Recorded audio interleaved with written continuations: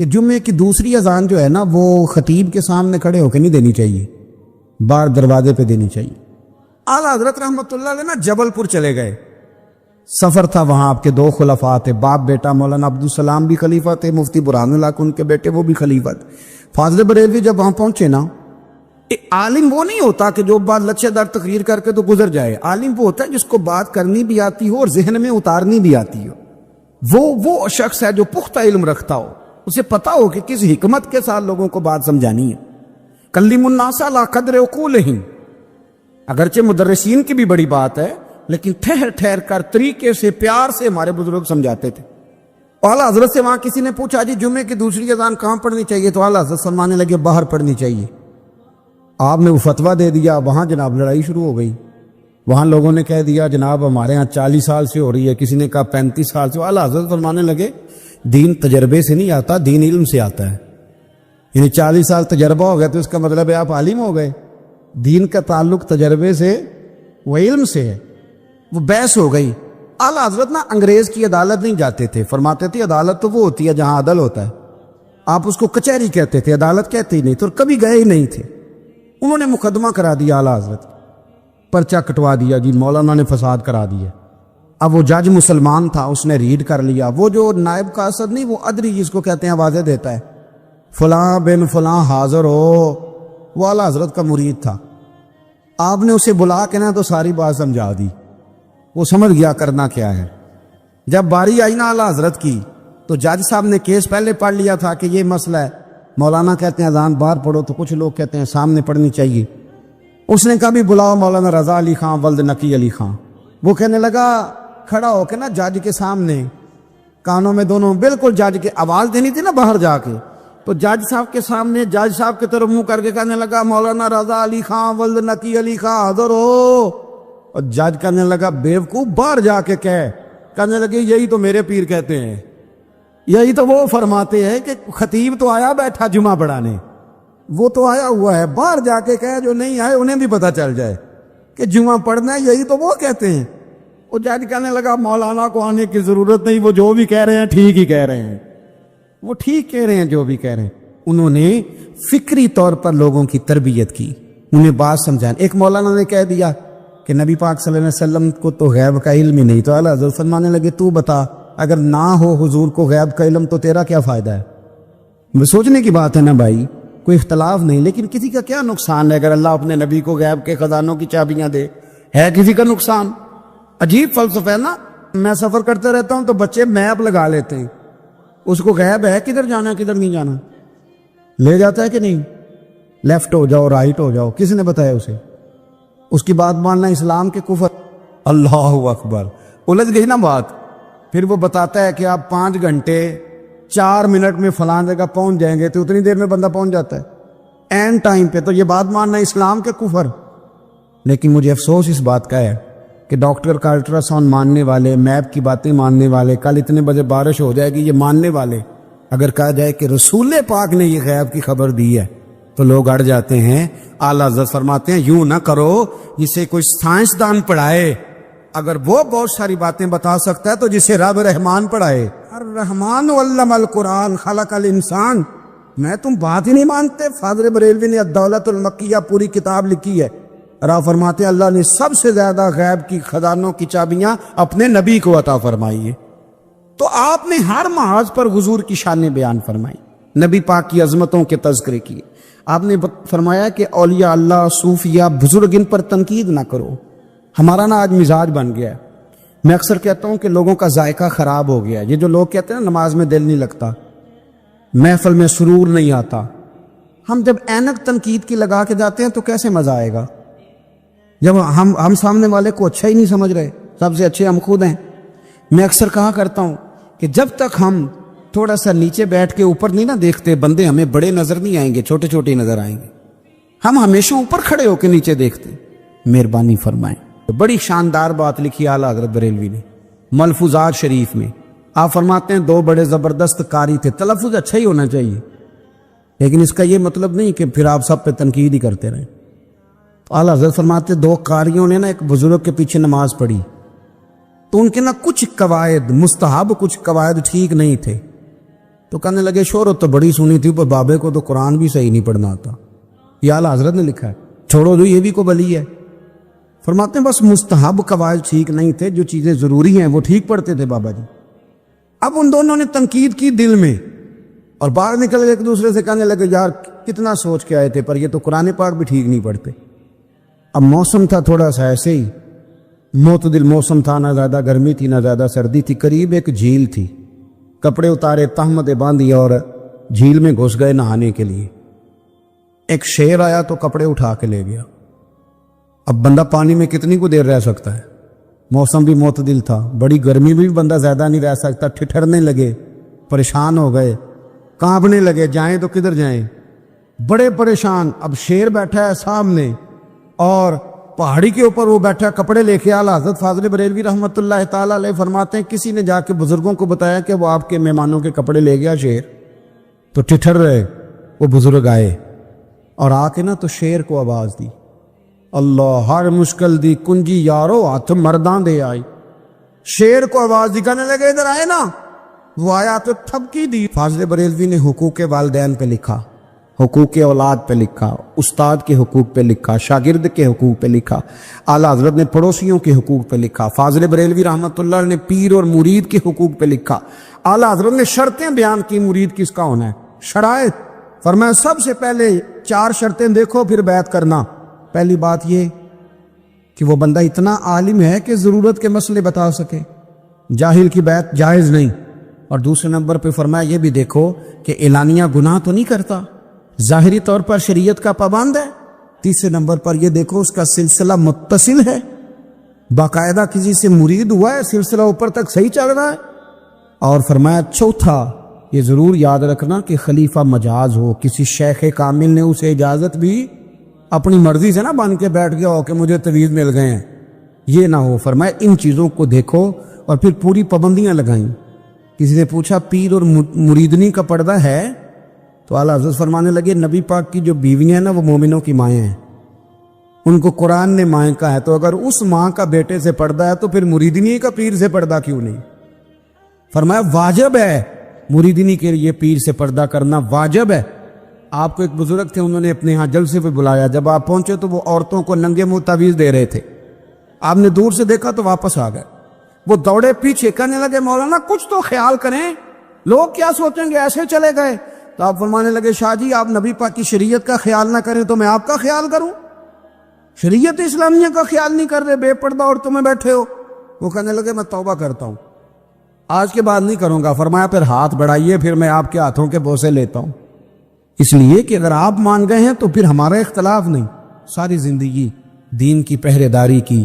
اعلیٰ حضرت رحمۃ اللہ علیہ نے آج سے 150 سال پہلے کہا تھا مسلمان اپنے بینک قائم کریں, اپنا سرمایہ. ایک جو باتیں آج کر رہے ہیں نا آپ کے لوگ دانشور, وہ 125 سال پہلے کہا تھا کہ اپنے بینک بناؤ, آپس میں مسلمان تجارت کریں. فرمایا اپنا پیسہ ایک دوسرے پر خرچ کرو, غریبوں کو وظائف دو, وہ سارے طریقے اپناؤ جو صحابہ نے اور محبوب کریم نے ہمیں عطا فرمائے. مسلمانوں کی فلاح پر انہوں نے بڑا کام کیا. وہ زمانہ اقبال پہلے کہا کرتے تھے سارے جہاں سے اچھا ہندوستان ہمارا. پھر اللہ نے توفیق دی تو کہنے لگے نہیں خاص ہے ترکیب میں قوم رسول ہاشمی. اعلیٰ حضرت اسی زمانے سے کہہ رہے تھے نہیں بھائی جو مصطفیٰ کے غلام ہیں ان کا منصب اور معیار الگ ہے. بڑی محبت سے زندگی گزاری, اللہ سے بڑا ڈرتے تھے.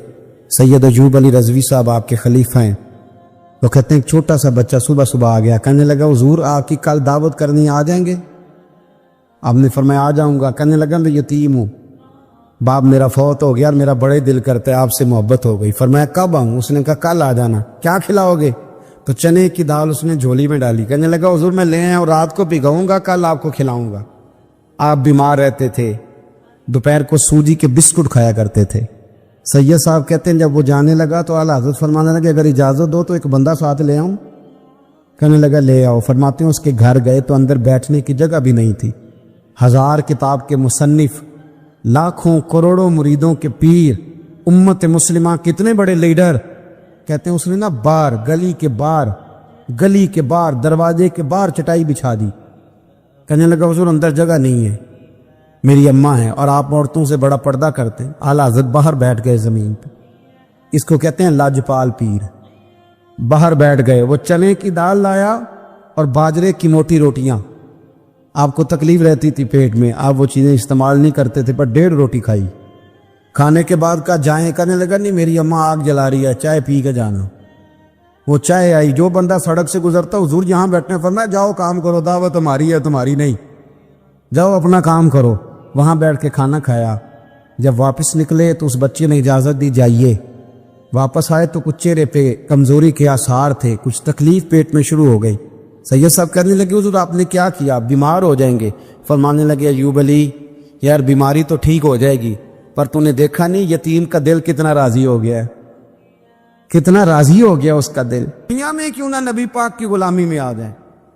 وہ کہتے تھے دنیا. اعلیٰ حضرت نے کتاب لکھی ہے الامن والاولا, اس میں آپ فرماتے ہیں جو حضور کی پناہ میں آ جاتا ہے نا وہ بچ جاتا ہے. اللہ کرے آپ کو سمجھ آئے میری بات کی. جو حضور کی پناہ میں آ جاتا ہے, وہ جو دنیا دار رہتا ہے, مالدار رہتا ہے, حضور کی پناہ میں نہیں آتا وہ بے سکون رہتا ہے. فرماتے یہاں دنیا میں بھی حضور کی پناہ میں آ جاؤ, آج لے ان کی پناہ. اور آج دلیل آپ نے ابن ماجہ کی حدیث لکھی ہے, حضرت تمیم داری حدیث کے راوی ہیں, اعلیٰ حضرت نے لکھی ہے. فرماتے ہیں جو حضور کی پناہ میں آیا بچ گیا.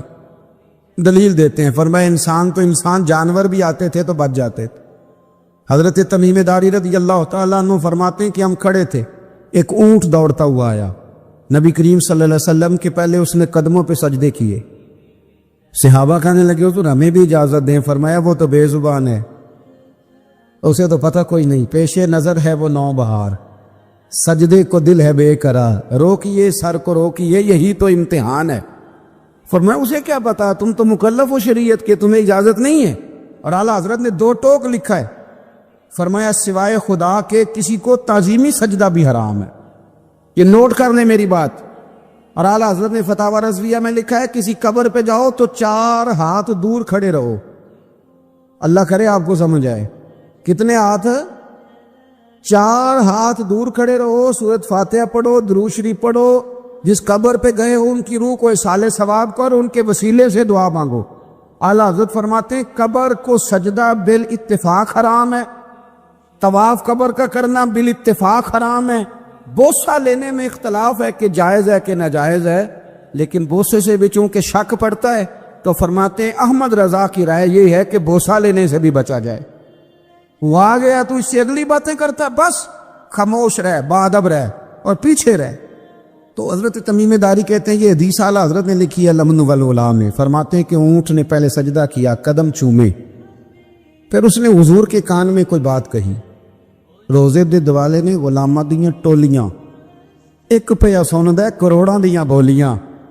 یعنی اونٹ نے بات کی تو حضور نے وہ بھی سن لی. اعلیٰ حضرت کہتے ہیں جو پناہ میں آتا ہے بچ جاتا ہے. کہتے ہیں رسول کریم نے نا اونٹ کی پشت پہ ہاتھ پھیرا اور اللہ کے محبوب فرمانے لگے فکر نہ کر, اب تو آ گیا ہے نا, تو جیسے تو کہے گا ویسے ہی ہو جائے گا, جیسے تو کہے گا ویسے ہی. ابن ماجہ میں موجود ہے, پر میں چونکہ فاضل بریلوی رحمۃ اللہ علیہ کی کتاب سے پیش کر رہا ہوں الامن والاولا سے, تو میں اسی انداز میں پیش کر رہا ہوں جس انداز میں وہاں ہے. حضرت تمیم داری کہتے ہیں کہ ہماری سمجھ میں بات کوئی نہ آئی. تھوڑی دیر گزری تو کچھ لوگوں نے ہاتھوں میں رسیاں پکڑی ہیں, خنجر پکڑے ہیں, دوڑے آئے, یا رسول اللہ یہ ہمارا اونٹ ہے. حضرت تمیم داری کہتے ہیں میں نے دیکھا کہ جب وہ آ گئے نا خنجر لے کے تو اونٹ حضور کے پیچھے چھپ گیا. آج لے ان کی پناہ, آج مدد مانگ ان سے, وہ حضور کے پیچھے چھپ گیا. تو کہتے ہیں کہ نبی کریم صلی اللہ تعالی علیہ وسلم نے فرمایا کیا مسئلہ ہے بھائی؟ یا رسول اللہ ہمارا اونٹ ہے. ذبح کرنے لگے تو دوڑا ہے. تو حضور فرمانے لگے وہ تو تمہاری شکایت کر رہا ہے. وہ کہتا ہے یا رسول اللہ میں نے برسوں ان کی نوکری کی, برسوں میں نے بڑی نوکری کی. صحیح کہتا ہے یا رسول اللہ؟ ٹھیک کہتا ہے. حضور اب بوڑھا ہو گیا ہوں, تھوڑا زیادہ بوجھ نہیں اٹھا سکتا, تو مجھے ذبح کر کے کھانا چاہتے ہیں, میں مرنا نہیں چاہتا. نبی کریم فرمانے لگے اچھے لوگ یہ صلہ دیتے ہیں. اور نے عرض کی حضور آپ حکم کر دیں, ہم اس کو چھوڑ دیتے ہیں یا رسول اللہ, نہیں ذبح کریں گے, خدمت کریں گے. حضور فرمانے لگے نہیں, اب میرے پاس آیا ہے نا, اب میں نے واپس نہیں کرنا. آج ہو گیا ہے, آج لے ان کی پناہ, آج مدد مانگ ان سے, آج ہو گیا یا رسول اللہ پھر رکھ لیں. حضور نے فرمایا نہیں بھائی پیسے بتاؤ کتنے؟ یا رسول اللہ نہیں کچھ نہیں. نبی کریم علیہ السلام نے فرمایا نہیں بتاؤ کتنے، بتاؤ کتنے. انہوں نے کہا حضور ایک دفعہ ریٹ لگایا تھا تو 100 دینار لگا تھا. حضور نے فرمایا بلال دے دو 100 دینار. 100 دینار دے دیا. اعلیٰ حضرت فرماتے ہیں دیکھو ان کی پناہ میں آنے کی برکتیں کتنی ہیں. ان سے کہا تم جاؤ، وہ چلے گئے. حضور نے پشت پہ ہاتھ پھیرا، فرمایا جا تو آزاد ہے. حضرت تمیم داری کہتے ہیں وہ پہلے گیا پھر پلٹ کے آیا. اس نے نبی پاک کے کان میں کو بات کی، کئی باتیں کی، پر میں ایک بات کرتا ہوں، کئی باتیں کی. ایک بات کی تو حضور رو پڑے. اونٹ چلا گیا. ہم نے عرض کی حضور یہ کیا کہہ گیا ہے؟ تو محبوب فرمانے لگے یہ کہہ گیا یا رسول اللہ جس طرح آپ نے مجھے چھری سے بچایا ہے، میں دعا کرتا ہوں اللہ آپ کی امت کو جہنم سے محفوظ فرمائے. اللہ جہنم سے بچائے آپ کی امت، جس طرح مجھے چھری سے آپ نے محفوظ کیا. اعلیٰ حضرت فرماتے ہیں کن چکروں میں پڑے ہوئے ہو؟ کن چکروں میں؟ پیسوں کی پناہ لیتے ہو، عہدوں کے پیچھے چھپتے ہو، دولت کے پیچھے چھپتے ہو، تعلقات کے پیچھے چھپتے ہو. فرمایا مصیبت آئے گی تو یہ سارے ہٹ جائیں گے. اگر پناہ لینی ہے تو مدینے والے محبوب کی پناہ لو، دروازے رسول پہ آؤ، نبی کریم کی بارگاہ میں جھکو، حضور سے پیار کرو. اعلیٰ حضرت فرماتے ہیں محبوب کا ادب کرو، رسول اللہ کی غلامی کرو. فرماتے ہیں پھر کے گلی گلی تباہ، ٹھوکریں سب کی کھائے کیوں، دل کو جو عقل دے خدا تو تیری گلی سے جائے کیوں. اور فرمانے لگے جان ہے عشق مصطفیٰ، روز فزوں کرے خدا، جس کو ہو درد کا مزہ وہ ناز دوا اٹھائے کیوں. جس کو ہو درد کا مزہ وہ ناز دوا اٹھائے کیوں. انہوں نے محبوب کریم کی محبت کا پیغام دیا، صحابہ کی محبت کا، بولیے صحابہ کی محبت کا پوری کتاب لکھی حضرت صدیق اکبر جناب عمر کے فضائل پر. اور مزے کی بات یہ ہے کہ اعلیٰ حضرت نے نا اردو شاعروں میں سے کسی کو توفیق نہیں ہوئی حضور کو شہنشاہ کہنے کی. اعلیٰ حضرت نے کہا میرے نبی شہنشاہ ہیں. دلیل کیا دی؟ فرمانے لگے پڑھو ترمذی. حضور نے فرمایا میرے 2 وزیر زمینوں میں ہیں 2 آسمانوں میں. زمین کے 2 وزیروں کے نام ابو بکر اور عمر ہیں، آسمان کے 2 وزیر ہیں جبریل اور میکائیل. اعلیٰ حضرت کہنے لگے حضور وزیر تو کسی شہنشاہ کے ہی ہوتے ہیں، پھر کہہ لو نا شہنشاہ. تو پھر فرمانے لگے حاجیو آؤ شہنشاہ کا روضہ دیکھو، حاجیو آؤ شہنشاہ کا روضہ دیکھو. کعبہ تو دیکھ چکے اب کعبے کا بھی کعبہ دیکھو، کعبہ تو دیکھ چکے اب کعبے کا بھی غور سے سن تو رضا، کعبے سے بھی آتی ہے صدا، میری آنکھوں سے میرے پیارے کا روضہ دیکھو. اعلیٰ حضرت نے ساری زندگی اور صحابہ کرام کی بات کی، اہل بیت کی بات کی، اولیاء کی بات کی، صوفیاء کی بات کی، دفاع کیا سب کا، سب کے شانوں میں لکھا، امت کو بتلایا کہ اپنے بزرگوں سے جڑے رہو گے تو بچے رہو گے. اعلیٰ حضرت نے طنز کرنے سے، تنقید کرنے سے، بلا وجہ غلطیاں نکالنے سے اور ایک دوسرے پر لان تان کرنے سے ہمیں بچنے کو کہا. اعلیٰ حضرت فرماتے ہیں کوئی علم اگر آ جائے نا تو اس کا معنی یہ نہیں کہ سب کو جاہل سمجھ لینا چاہیے. سمجھ آ رہی ہے میری بات کی؟ ہم جس شعبے میں بھی ہوتے ہیں نا سامنے والے کو ان پڑھ ہی سمجھتے ہیں. مولویوں کے بارے میں بعض لوگوں کا خیال ہے کہ یہ پتہ نہیں کون سی مخلوق ہے، ان کو کیا پتہ دنیا داری کا. میں صحیح کہہ رہا ہوں. اسی طرح جو میرے شعبے سے تعلق رکھنے والے لوگ ہیں وہ کہتے ہیں شاید سارے تاجر 2 نمبر طریقے سے ہی مال کماتے ہیں. یہ ہو نہیں سکتا، ایسا ہو نہیں سکتا. ہمیں نا دوسروں کی اہمیت کی خبر رکھنی چاہیے. ہم ایک دوسرے سے پیار، ہم طنز کرتے ہیں، تنقید کرتے ہیں. فاضل بریلوی منع کرتے تھے. آپ فرماتے ہیں یہ طریقہ درست. ہم جب غلطیاں نکالنے پہ جاتے ہیں تو معاذ اللہ اتنا اوپر بن جاتے ہیں کہ معاذ اللہ ثم معاذ اللہ اللہ رسول تک پہنچ جاتے ہیں. اعلیٰ حضرت کے زمانے میں ایک شخص نے کہہ دیا نبی پاک کا خیال آئے تو نماز ٹوٹ جاتی ہے. عقل ہے نا جی، جہاں مرضی لے جاؤ. اور کہنے لگا جی میں نے خالص اللہ کے لیے پڑھنی ہے نا فلسفہ عجیب. نبی پاک کا خیال آئے تو نماز. اعلیٰ حضرت فرمانے لگے تو بڑا ہی پاگل ہے. جب تو کہے گا السلام علیکہ ایھا النبی، خیال آئے گا کہ نہیں؟ فرمانے لگے تو بڑا ہی نادان ہے. جب تو کہے گا اللہم صلی علی محمد وعلی، خیال آیا کہ نہیں آیا؟ فرمانے لگے تو نبی پاک کی بات کرتا ہے، نماز میں تو ابا اماں کا بھی خیال آتا ہے، ربنا اغفر لی والدی. فرمانے لگے ربے کے خیال سے نہیں ٹوٹتی تو مدینے والے کے خیال سے کیسے ٹوٹ گئی؟ فرمانے لگے بڑا ہی بیوقوف ہے تو. اعلیٰ حضرت فرمانے لگے تو کہتے حضور کا خیال آئے تو ٹوٹ جاتی ہے؟ فرمانے لگے جب تک حضور کا خیال آئے نہ نماز ہوتی ہی نہیں، جب تک حضور کا خیال نہ آئے نماز ہوتی ہی نہیں، سوال ہی نہیں پیدا ہوتا۔ لوگوں نے کہا جناب وہ کس طرح؟ تو اعلیٰ حضرت فرمانے لگے اللہ نے کہا قرآن میں واقعی الصلاۃ نماز پڑھو، یہ نہیں بتایا کتنی پڑھنی ہے، اور یہ بھی نہیں بتایا فجر کی کتنی پڑھنی ہے، یہ بھی نہیں بتایا ظہر کی، یہ بھی نہیں بتایا قیام کیسے کرنا ہے، ہمیں یہ بھی نہیں بتایا رکوع کیسے کرنا ہے۔ ہمیں کیسے پتہ چلا؟ جب صحابہ نے کہا نا رب کہتا ہے نماز پڑھیں تو کیسے پڑھیں، تو حضور فرمانے لگے سلو کما رأیتمونی اصلی، نماز اس طرح پڑھو کرو جس طرح مجھے پڑھتے ہوئے دیکھتے ہو۔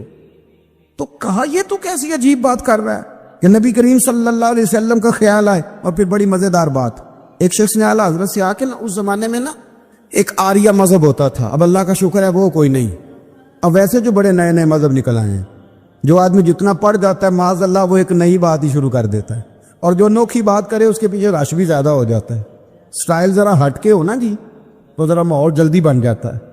تو وہ آریہ مذہب تھا، تو وہ ایک آریہ آ گیا اعلیٰ حضرت کے پاس، آ کے کہنے لگا کہ فرض کی اہمیت زیادہ ہے کہ سنت کی؟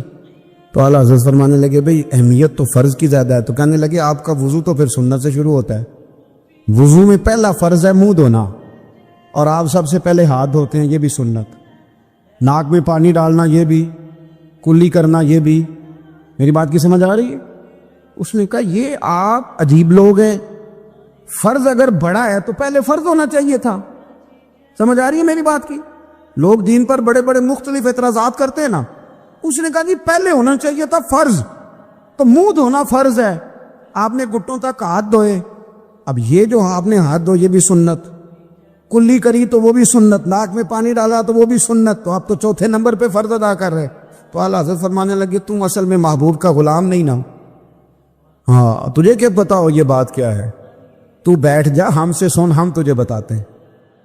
اس نے کہا جی کیا مطلب؟ فرمانے لگے یہ محبوب جو ہے نا ہمارے، یہ ہمیں بڑی جگہوں سے بچاتے ہیں، یہ بچا بچا کے فرائض تک لے جاتے ہیں۔ کیا مطلب؟ کہنے لگے حضور نے ہمیں کہا ہے کہ پہلے نا ہاتھ دھو لو، پتہ چل جائے پانی زیادہ گرم تو نہیں، منہ جالی نہ جائے، پہلے نا دیکھ لو۔ فرمایا پھر ناک میں ڈال کے پتہ کرا لو کہ اس میں سے بدبو تو نہیں آتی، سنت بھی ادا ہو گئی، پتہ بھی چل گیا بو تو نہیں آ رہی، اور فرمایا پھر منہ میں ڈال کے چکھ لو کہ بد ذائقہ تو نہیں۔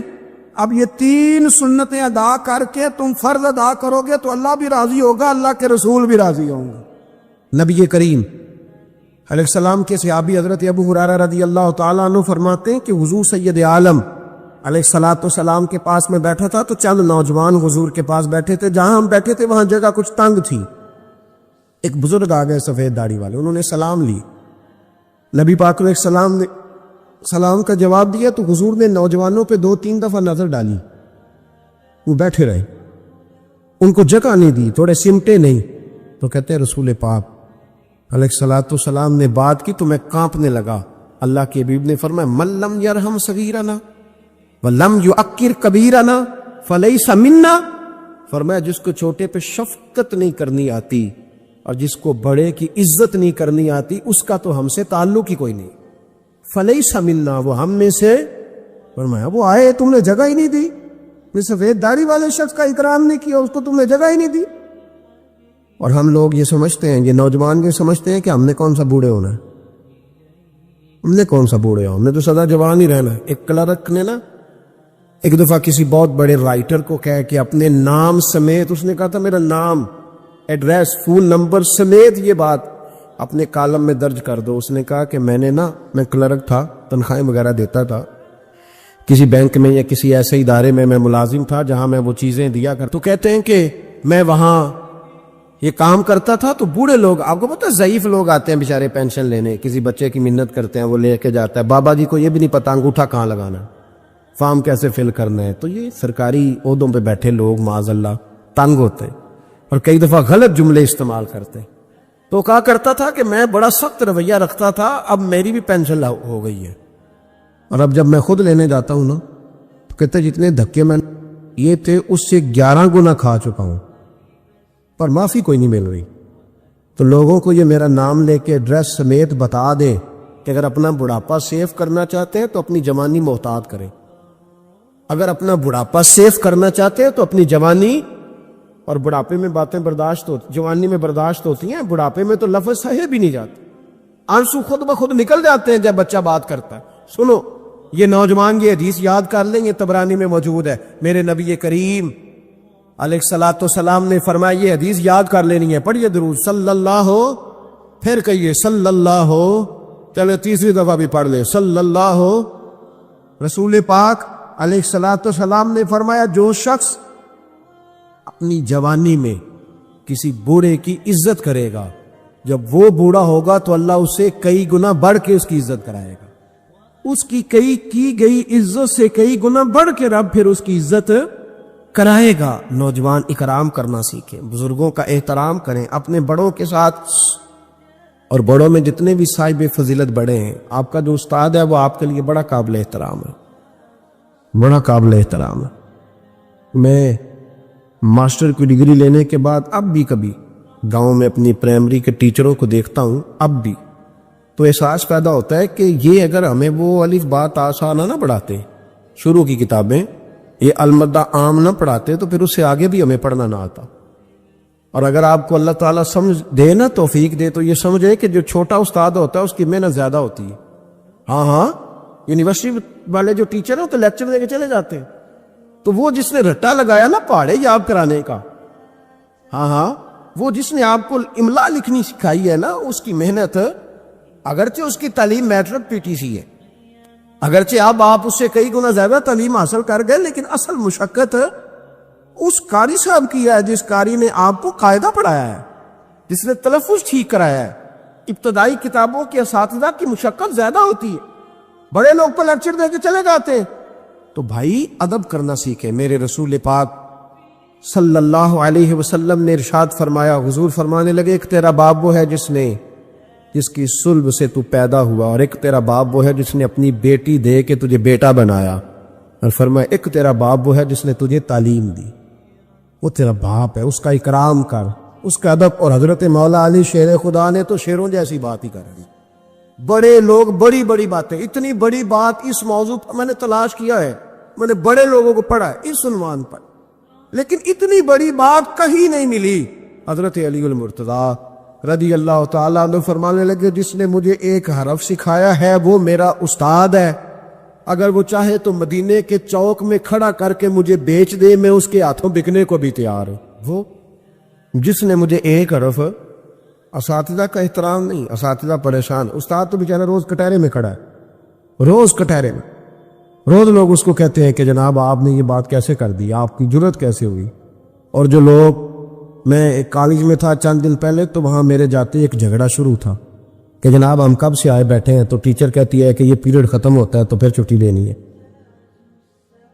تو پہلے چھٹی دے چونکہ ماں بدولت آ چکے ہیں۔ اکرام نہیں، جو قومیں ادب نہیں کرتی وہ تعلیم کبھی بھی حاصل ہے، اور تعلیم حاصل کر بھی لیں تو تعلیم کا فیض نہیں پا سکتے۔ فیض ادب سے ملتا ہے۔ امام اعظم ابو حنیفہ، امام ابو یوسف سے کسی نے کہا کہ یہ امام اعظم کیوں ہیں؟ فرمانے لگے یہ بڑے امام اس لیے ہیں کہ بڑا ادب کرتے، بڑے اس لیے ہیں کہ بڑا ادب۔ امام صاحب کے ساتھ 4-5 شاگرد بیٹھے تھے، ایک باغ میں آپ تشریف فرما تھے۔ تو اب تو ہمارے ہاں بڑی آسانی ہے، کتابوں کو آپ کمپیوٹر سے سرچ کر سکتے ہیں، حوالے بڑی آسانی سے مل جاتے ہیں۔ اب بھی بڑا مشکل ہوتا ہے، کتاب سے ڈھونڈنا بڑا مشکل ہے۔ ہم اپنے طالب علموں کو کبھی کہتے ہیں نا صرف کتاب ہی ڈھونڈ کے دے دو، تو وہ کہتے ہیں جی اس کو آپ لگایا ہی حروف تہجی کے حساب سے کریں تاکہ ہمیں یہ مشقت نہ کرنی پڑے۔ آپ اس کو حروف تہجی کے مشورے دیتے ہیں۔ کوئی کہتا ہے جی آپ فن کے لحاظ سے کتاب میں حدیث علیحدہ رکھا کریں، تفسیر علیحدہ رکھا کریں تاکہ ہمیں کوئی مطلب حرکت نہ کرنی پڑے، مشورے دیتے ہیں۔ چلو اچھے بچے بھی ہوتے ہیں، سارا کچھ ساتھ ساتھ ہی ہے۔ تخریج کا کام کرنا بڑا مشکل ہے آج بھی۔ جب آپ نے صحیح مطالعہ کرنا ہو تو پھر موبائل بند کر کے ہی ہوتا ہے۔ جب آپ نے کسی چیز پہ ریسرچ کرنی ہے، اس کو ہر لحاظ سے اور ہر زاویے سے آپ پڑھنا چاہتے ہیں، پھر یہ مشقت والا کام۔ اس زمانے میں زیادہ مشقت ہوتی تھی، گرمی بڑی سخت تھی، تو امام اعظم رحمۃ اللہ علیہ نے 2-3 شاگرد منگا لیے۔ اب بڑی ساری سہولیات ہیں، جب ہم کچھ صفحہ 2-3 صفحے محفوظ کرنا چاہتے ہیں تو اس کا طریقہ ہم یہ رکھتے ہیں کہ ہمارے پاس پنیں ہوتی ہیں، پن لگا لی، اتنے صفحے سائڈ پہ کر لیے، پھر کئی بہت ساری آسانیاں ہیں۔ اس زمانے کے اندر بڑا مشکل ہوتا تھا، کچھ کاغذ بھی بڑا مہنگا تھا، چیزوں کو سمیٹنا، اور اگر کوئی چیز بکھر جاتی تھی دوبارہ حاصل کرنا ایک مشقت والا کام۔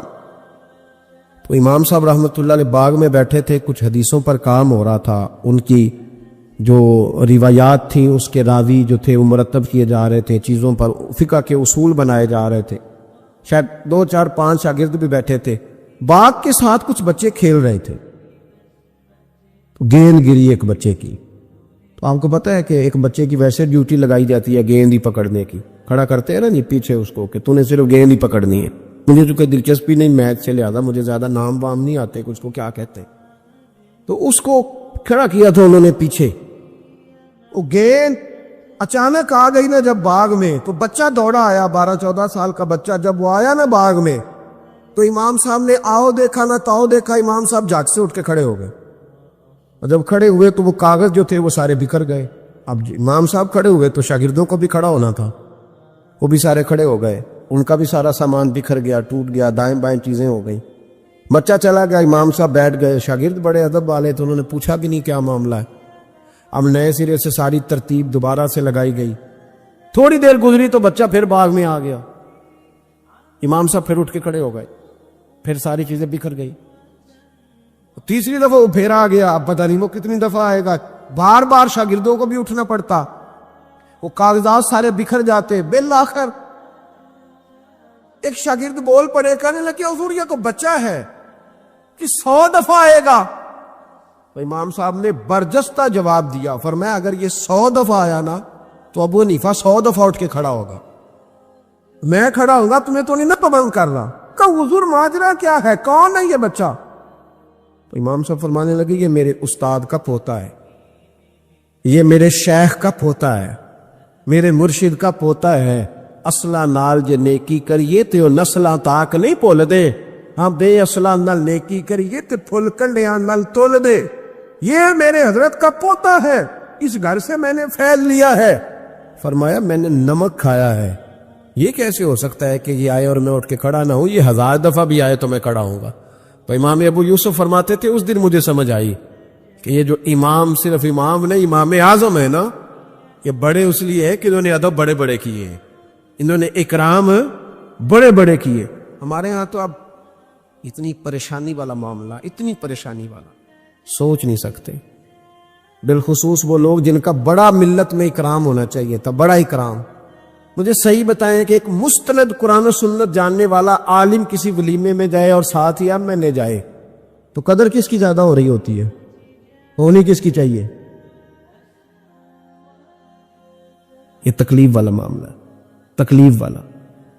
یہاں ایک استاد کو ہتھکڑیاں لگی تو موم بتی مافیا سارا بول پڑا، اور 2 مہینے علماء کو جیلوں میں رکھا گیا، اور جرم نہیں بتایا گیا، اور قوم کیا کہہ رہی ہے؟ مذاق اڑا رہی۔ کچھ لوگ مذاق کرتے تھے، بھاگ رہے ہیں جی پولیس آ گئی، کس مطلب جرم کیا تھا؟ چور تھے، یہ ڈاکو تھے، اور بہت سارے تو ایسے تھے جو کسی کاز میں، کسی کام میں، کسی ایسی ایکٹیویٹی میں بیچارے شامل ہی نہیں تھے، مدرسین پڑھنے پڑھانے والے، اور ان کو پکڑ کر اندر ڈال دیا گیا۔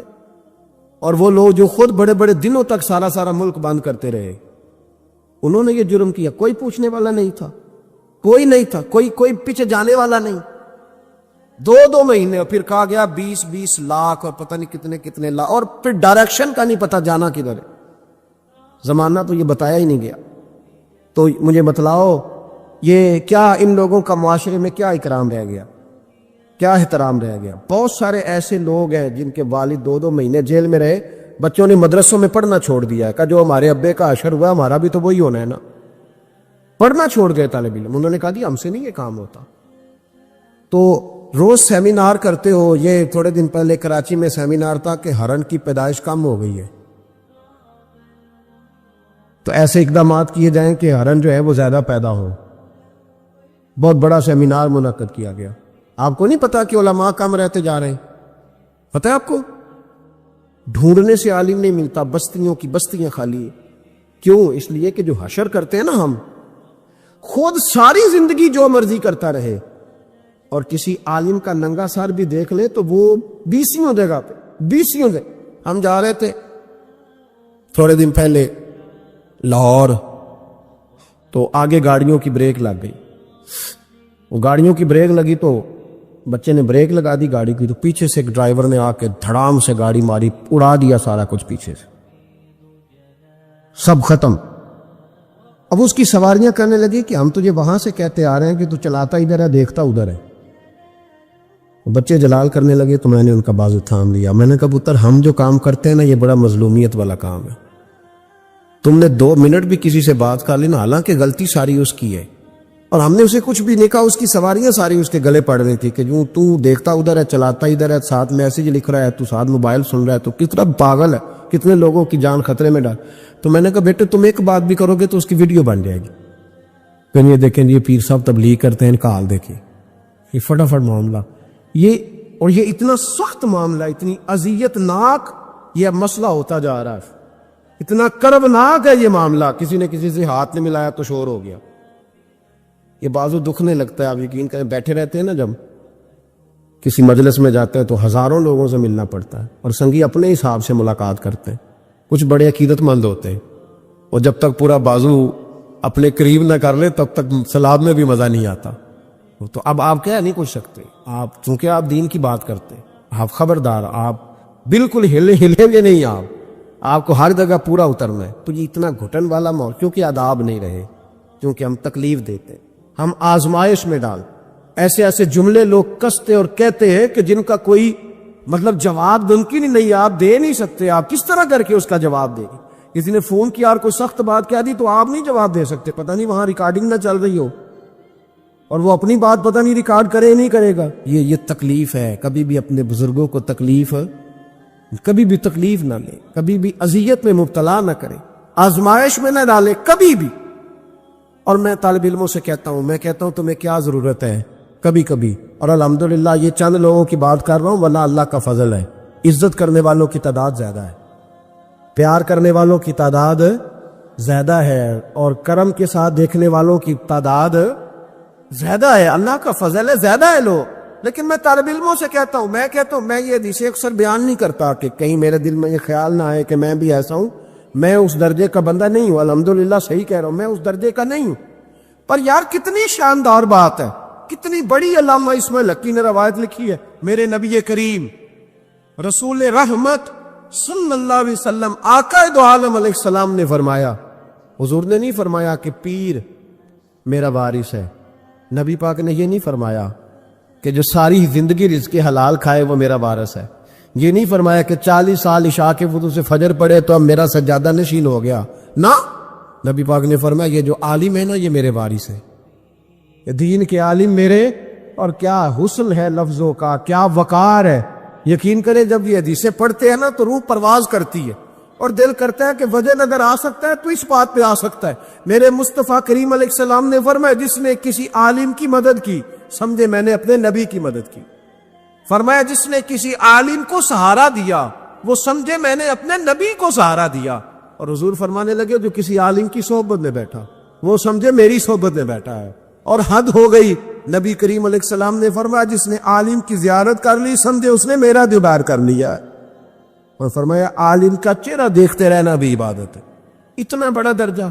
اور جہاں جناب موم بتی مافیا ٹی وی پہ بیٹھے ہوئے لبرل لوگ, لبرل بے دین, یہاں تو کسی کی عزت محفوظ نہیں. تھوڑے دن پہلے ایک بڑے مشہور اینکر کی مجھے ویڈیو دکھائی بچوں نے, علامہ اقبال کو برا بھلا کہہ رہے تھے. اور بڑے غلیظ. سنے آپ نے بھی, نام لینے کی ضرورت تو نہیں, پتہ نا جی میں بات نہیں کرتا جی, کسی ہم ذکر نہیں کرتے. میرا عرض کرنے کا مقصد یہ ہے کہ آپ اقبال مصور پاکستان, محسن پاکستان, اور ٹی وی پر بیٹھ کر آپ جب ایسی ہستیوں کے بارے میں جملے کسیں گے پیچھے کیا رہے گا؟ تکلیف نہ دے. کم از کم جو چلے گئے ان کے بارے میں تو نبی پاک نے فرمایا اذکروا محاسن موتاکم, جو مر جائے تو اس میں تو کمزوری ہو بھی تو اس کا ذکر نہ کرو, اس کی صرف اچھی اچھی باتوں کا ذکر کرو. یہ ظلم ہے, یہ زیادتی ہے. خیال فرمائے اپنے گزر. دیکھیں نا داتا علی اجمیری رحمت اللہ, پتہ کتنا بڑا شخص ہے. غوث اعظم جیلانی رحمت اللہ علیہ کا ایک قول ہے, آپ فرماتے ہیں کہ اگر میں علی بن عثمان حجویری کے زمانے میں ہوتا تو ضرور ان کی صحبت میں بیٹھتا. یعنی غوث پاک کہتے ہیں. چلو ہم تو داتا صاحب ویسے بھی نہیں جاتے, کبھی مال لینے لاہور گئے ہو نا تو باہر ہی کھڑے ہو کے کچھ لوگ سلام کر لیتے, کچھ لوگ کہتے ہیں جی میں نے پورے سال میں ایک پورا بندہ وہاں سجدہ کرتے دیکھا ہے، ایک پورا. تو میں کہتا ہوں جو ہر نماز کے وقت وہاں ہزاروں نماز پڑھتے ہیں وہ نہیں نظر آئے؟ جو ہزاروں لوگ وہاں جمعہ پڑھتے ہیں وہ نہیں دکھے تمہیں؟ جو سارا دن قرآن پاک کی تلاوت ہوتی ہے وہ نہیں نظر آئی؟ عجیب معاملہ. ایک صاحب مجھ سے کہنے لگے کہ داتا تو اللہ ہے. میں نے کہا اللہ کے 99 ناموں میں داتا نکال کے دکھاؤ ہے کہیں؟ بولے لفظ ہی فارسی کا ہے. کیا عجیب مطلب ایسی منطق ہے لوگوں کی جو سمجھ سے بالا تر ہے. بھائی لفظ داتا اللہ کے 99 ناموں میں موجود نہیں ہے. داتا کا معنی آپ کیوں وہ کرتے ہو؟ پھر تو آپ کہیں گے کہ اماں سے بھی روٹی مانگنا جائز نہیں، کیونکہ داتا کا معنی دینے والا ہے. تو اماں روٹی پکا کے دیتی ہے کہ نہیں؟ ابا پیسے دیتا ہے کہ نہیں؟ عجیب فلسفہ ہے لوگوں کا، ہر بات کا الٹ مطلب. بزرگوں تک کو لوگ تکلیف دیتے ہیں، اذیت دیتے ہیں، آزمائش میں مبتلا کرتے ہیں. اور ایسی اعلیٰ حضرت فاضل بریلوی رحمۃ اللہ علیہ کے چھوٹے صاحبزادے تھے حضور مفتی اعظم ہند مولانا مصطفیٰ رضا خان صاحب رحمت. 1.25 کروڑ آدمی مرید تھا، اور حضرت کے لاکھوں میں محدثین شاگرد تھے. لیکن تنقید کرنے والوں کو موقع مل جاتا ہے نا. حضرت بڑی دور گئے تھے ایک جگہ پہ، بڑی دور. تو ایک سیٹھ صاحب کہنے لگے کہ میرا بڑا دل کرتا ہے کہ وہ میرے گھر میں قیام کرے، بڑی میری خواہش ہے. کہ چلو ٹھیک ہے آپ کے گھر قیام کرتے ہیں. حضور مفتی اعظم نا رات کو ان کے گھر میں قیام کیا. اب مسافر کے لیے تو اللہ تعالیٰ نے نماز آدھی کر دی ہے. 4 فرضوں والی نماز ہے تو رب کریم نے 2 فرض کر دی. سنتوں اور نفلوں میں اجازت دے دی، پڑھے کوئی تب بھی ٹھیک ہے، نہ پڑھے تب بھی ٹھیک ہے. تو اب فرض جہاں کم کر دیے گئے تو حضور مفتی اعظم اس گھر میں مہمان تھے، سارا دن کی تھکاوٹ تھی. تو جہاں اللہ تعالیٰ نے فرض کم کر دیے وہاں کسی پہ پابندی لگائیں کہ اٹھ کے تہجد بھی پڑھے. آپ نے عشاء کی نماز پڑھی، آرام فرمایا، فجر کے وقت اٹھے. اس شخص نے بڑی مشکل سے فجر کے بعد ناشتہ دیا اور سویرے شور کرنے لگا اتنے بڑے پیر ہیں، تہجد تو پڑھی کوئی نہیں. لوگوں نے اس کو کہا یار تو اس بات کی پابندی لگا رہا ہے جس کی اللہ رسول نہیں لگاتے. تو سفر کے اندر تو فرض نماز کو اللہ تعالیٰ نے اجازت دے دی ہے، تو نفلوں کی کہنے لگا جی نہیں مجھے نہیں سمجھ آئی بات کی. انہوں نے کہا کہ تمہیں پتہ ہے حدیث کیا ہے؟ کہ جس نے اللہ فرماتا ہے جس نے میرے ولی سے دشمنی کی میرا اس کے خلاف اعلان جنگ ہے. یہ بخاری مسلم کی مستند ترین حدیث ہے. صرف جنگ نہیں، اعلان جنگ ہے. اعلان 2 ہی تو جرم ہے جن پہ اللہ زیادہ ناراض ہے. ایک کا سود نہ چھوڑا تم نے تو میں جنگ کروں گا، اور ایک کا میرے ولی سے دشمنی کی تو میں تمہارے خلاف اعلان. اس حدیث کی ایک عرب بھی کمزور نہیں، سند بھی کمزور نہیں، متن اتنی تگڑی حدیث. حضرت معاذ ابن جبل رضی اللہ تعالیٰ عنہ نبی پاک صلی اللہ علیہ وسلم کے روزے پر بیٹھ کے رو رہے تھے. یہ ابو داؤد شریف کی حدیث. حضرت عمر آگے کا روتے کیوں ہو؟ فرمانے لگے مجھے 2 حدیثوں نے پریشان کر دیا. ایک تو نبی پاک نے فرمایا چھوٹی سی ریاکاری بھی شرک ہے، اگرچہ شرک اصغر ہے پر انسان سے غلطی ہو ہی جاتی ہے. اور دوسرا حضور نے کہا ہے کہ جس نے ولی سے دشمنی کی میرا اعلان جنگ ہے. تو عمر مجھے کیسے پتا چلے گا کہ کون ولی ہے؟ حضرت عمر نے کہا بہتر یہ ہے کہ تو سب کی عزت کیا کر، سب کا اکرام کر. لیکن یہاں تو لوگ معاف ہی نہیں کر رہے. غوث پاک پر بھی فتویٰ ہے، داتا علی اجویری پر بھی فتویٰ ہے، خواجہ معین الدین. پتہ نہیں یہ کون سا دین ہے، کون سا مذہب ہے جس میں پچھلا کوئی بھی ٹھیک نہیں تھا، جو آج پیدا ہوا صرف وہ ٹھیک ہے، جو جتنا زیادہ بدتمیز ہوتا ہے اتنا زیادہ عروج پاتا ہے. تو میں کہتا ہوں امام بخاری کو بھی نہیں مانتا. کیوں مانا تو نے امام بخاری کو؟ امام بخاری کو مانو گے تو بخاری مانو گے، امام مسلم کو مانو گے تو مسلم شریف کو. کیا فلسفہ ہے؟ بغیر کسی امام کے تو حدیث تک پہنچ ہی نہیں سکتا. جانا ڈائریکٹ جا کے لے نبی پاک سے حدیث، امام بخاری کے بخیر لے تیرا پتہ چلے. جب امت میں جتنے لوگ گزر گئے سینکڑوں سالوں میں وہ سارے غلط تھے، جو آج پیدا ہوا وہ ٹھیک ہے. کوئی ٹی وی پہ بیٹھ گیا، کوئی یوٹیوب پہ بیٹھ گیا، سارے غلط تھے جی میں نیا آیا ہوں میں ٹھیک ہوں. یہ کیسے ہو سکتا ہے؟ بدتمیزوں کو عروج ملے گا. تو نبی کریم علیہ السلام نے فرمایا اللہ کا اعلان جنگ ہے. یہ بخاری مسلم ہے، یاد رکھنا. کبھی ذہن میں بھی کسی اللہ کے نیک بندے کے بارے میں برا خیال نہ پیدا کرنا. اعلان جنگ ہے رب کریم کا. تو کہنے لگا جی تہجد ہی نہیں پڑھی. لوگوں نے بڑا سمجھایا کہ یار کوئی بات تو نے غیر شرعی دیکھی ہے تو وہ کر، لیکن تو جہاں بیٹھتا ہے غیبت کرتا ہے، جہاں بیٹھتا ہے کوئی غیر شرعی بات دیکھی ہے تو بیان کر. ہم کہنے لگا جی نہیں. چونکہ بڑا سیٹھ تھا، جب اسے اتنی زیادہ بات کی تو حضور مفتی اعظم ہند کو تکلیف ہوئی. جاگ رہے ہیں ہم لوگ. آپ رو پڑے، فرمانے لگے اسے ایسا نہیں کرنا چاہیے تھا، میری کوئی غلط بات دیکھتا تو تبصرہ کرتا، آپ کی آنکھوں میں آنسو کیا آئے، اس کے گھر میں تو آگ لگ گئی، کہتا ہے صرف وجود کے کپڑے بچے، باقی ہر شے جل گئی۔ اور پھر میں 2 سال محنت کرتا رہا کہ دوبارہ میرا گھر، میرا کاروبار مضبوط ہو جائے، نہ ہو سکا۔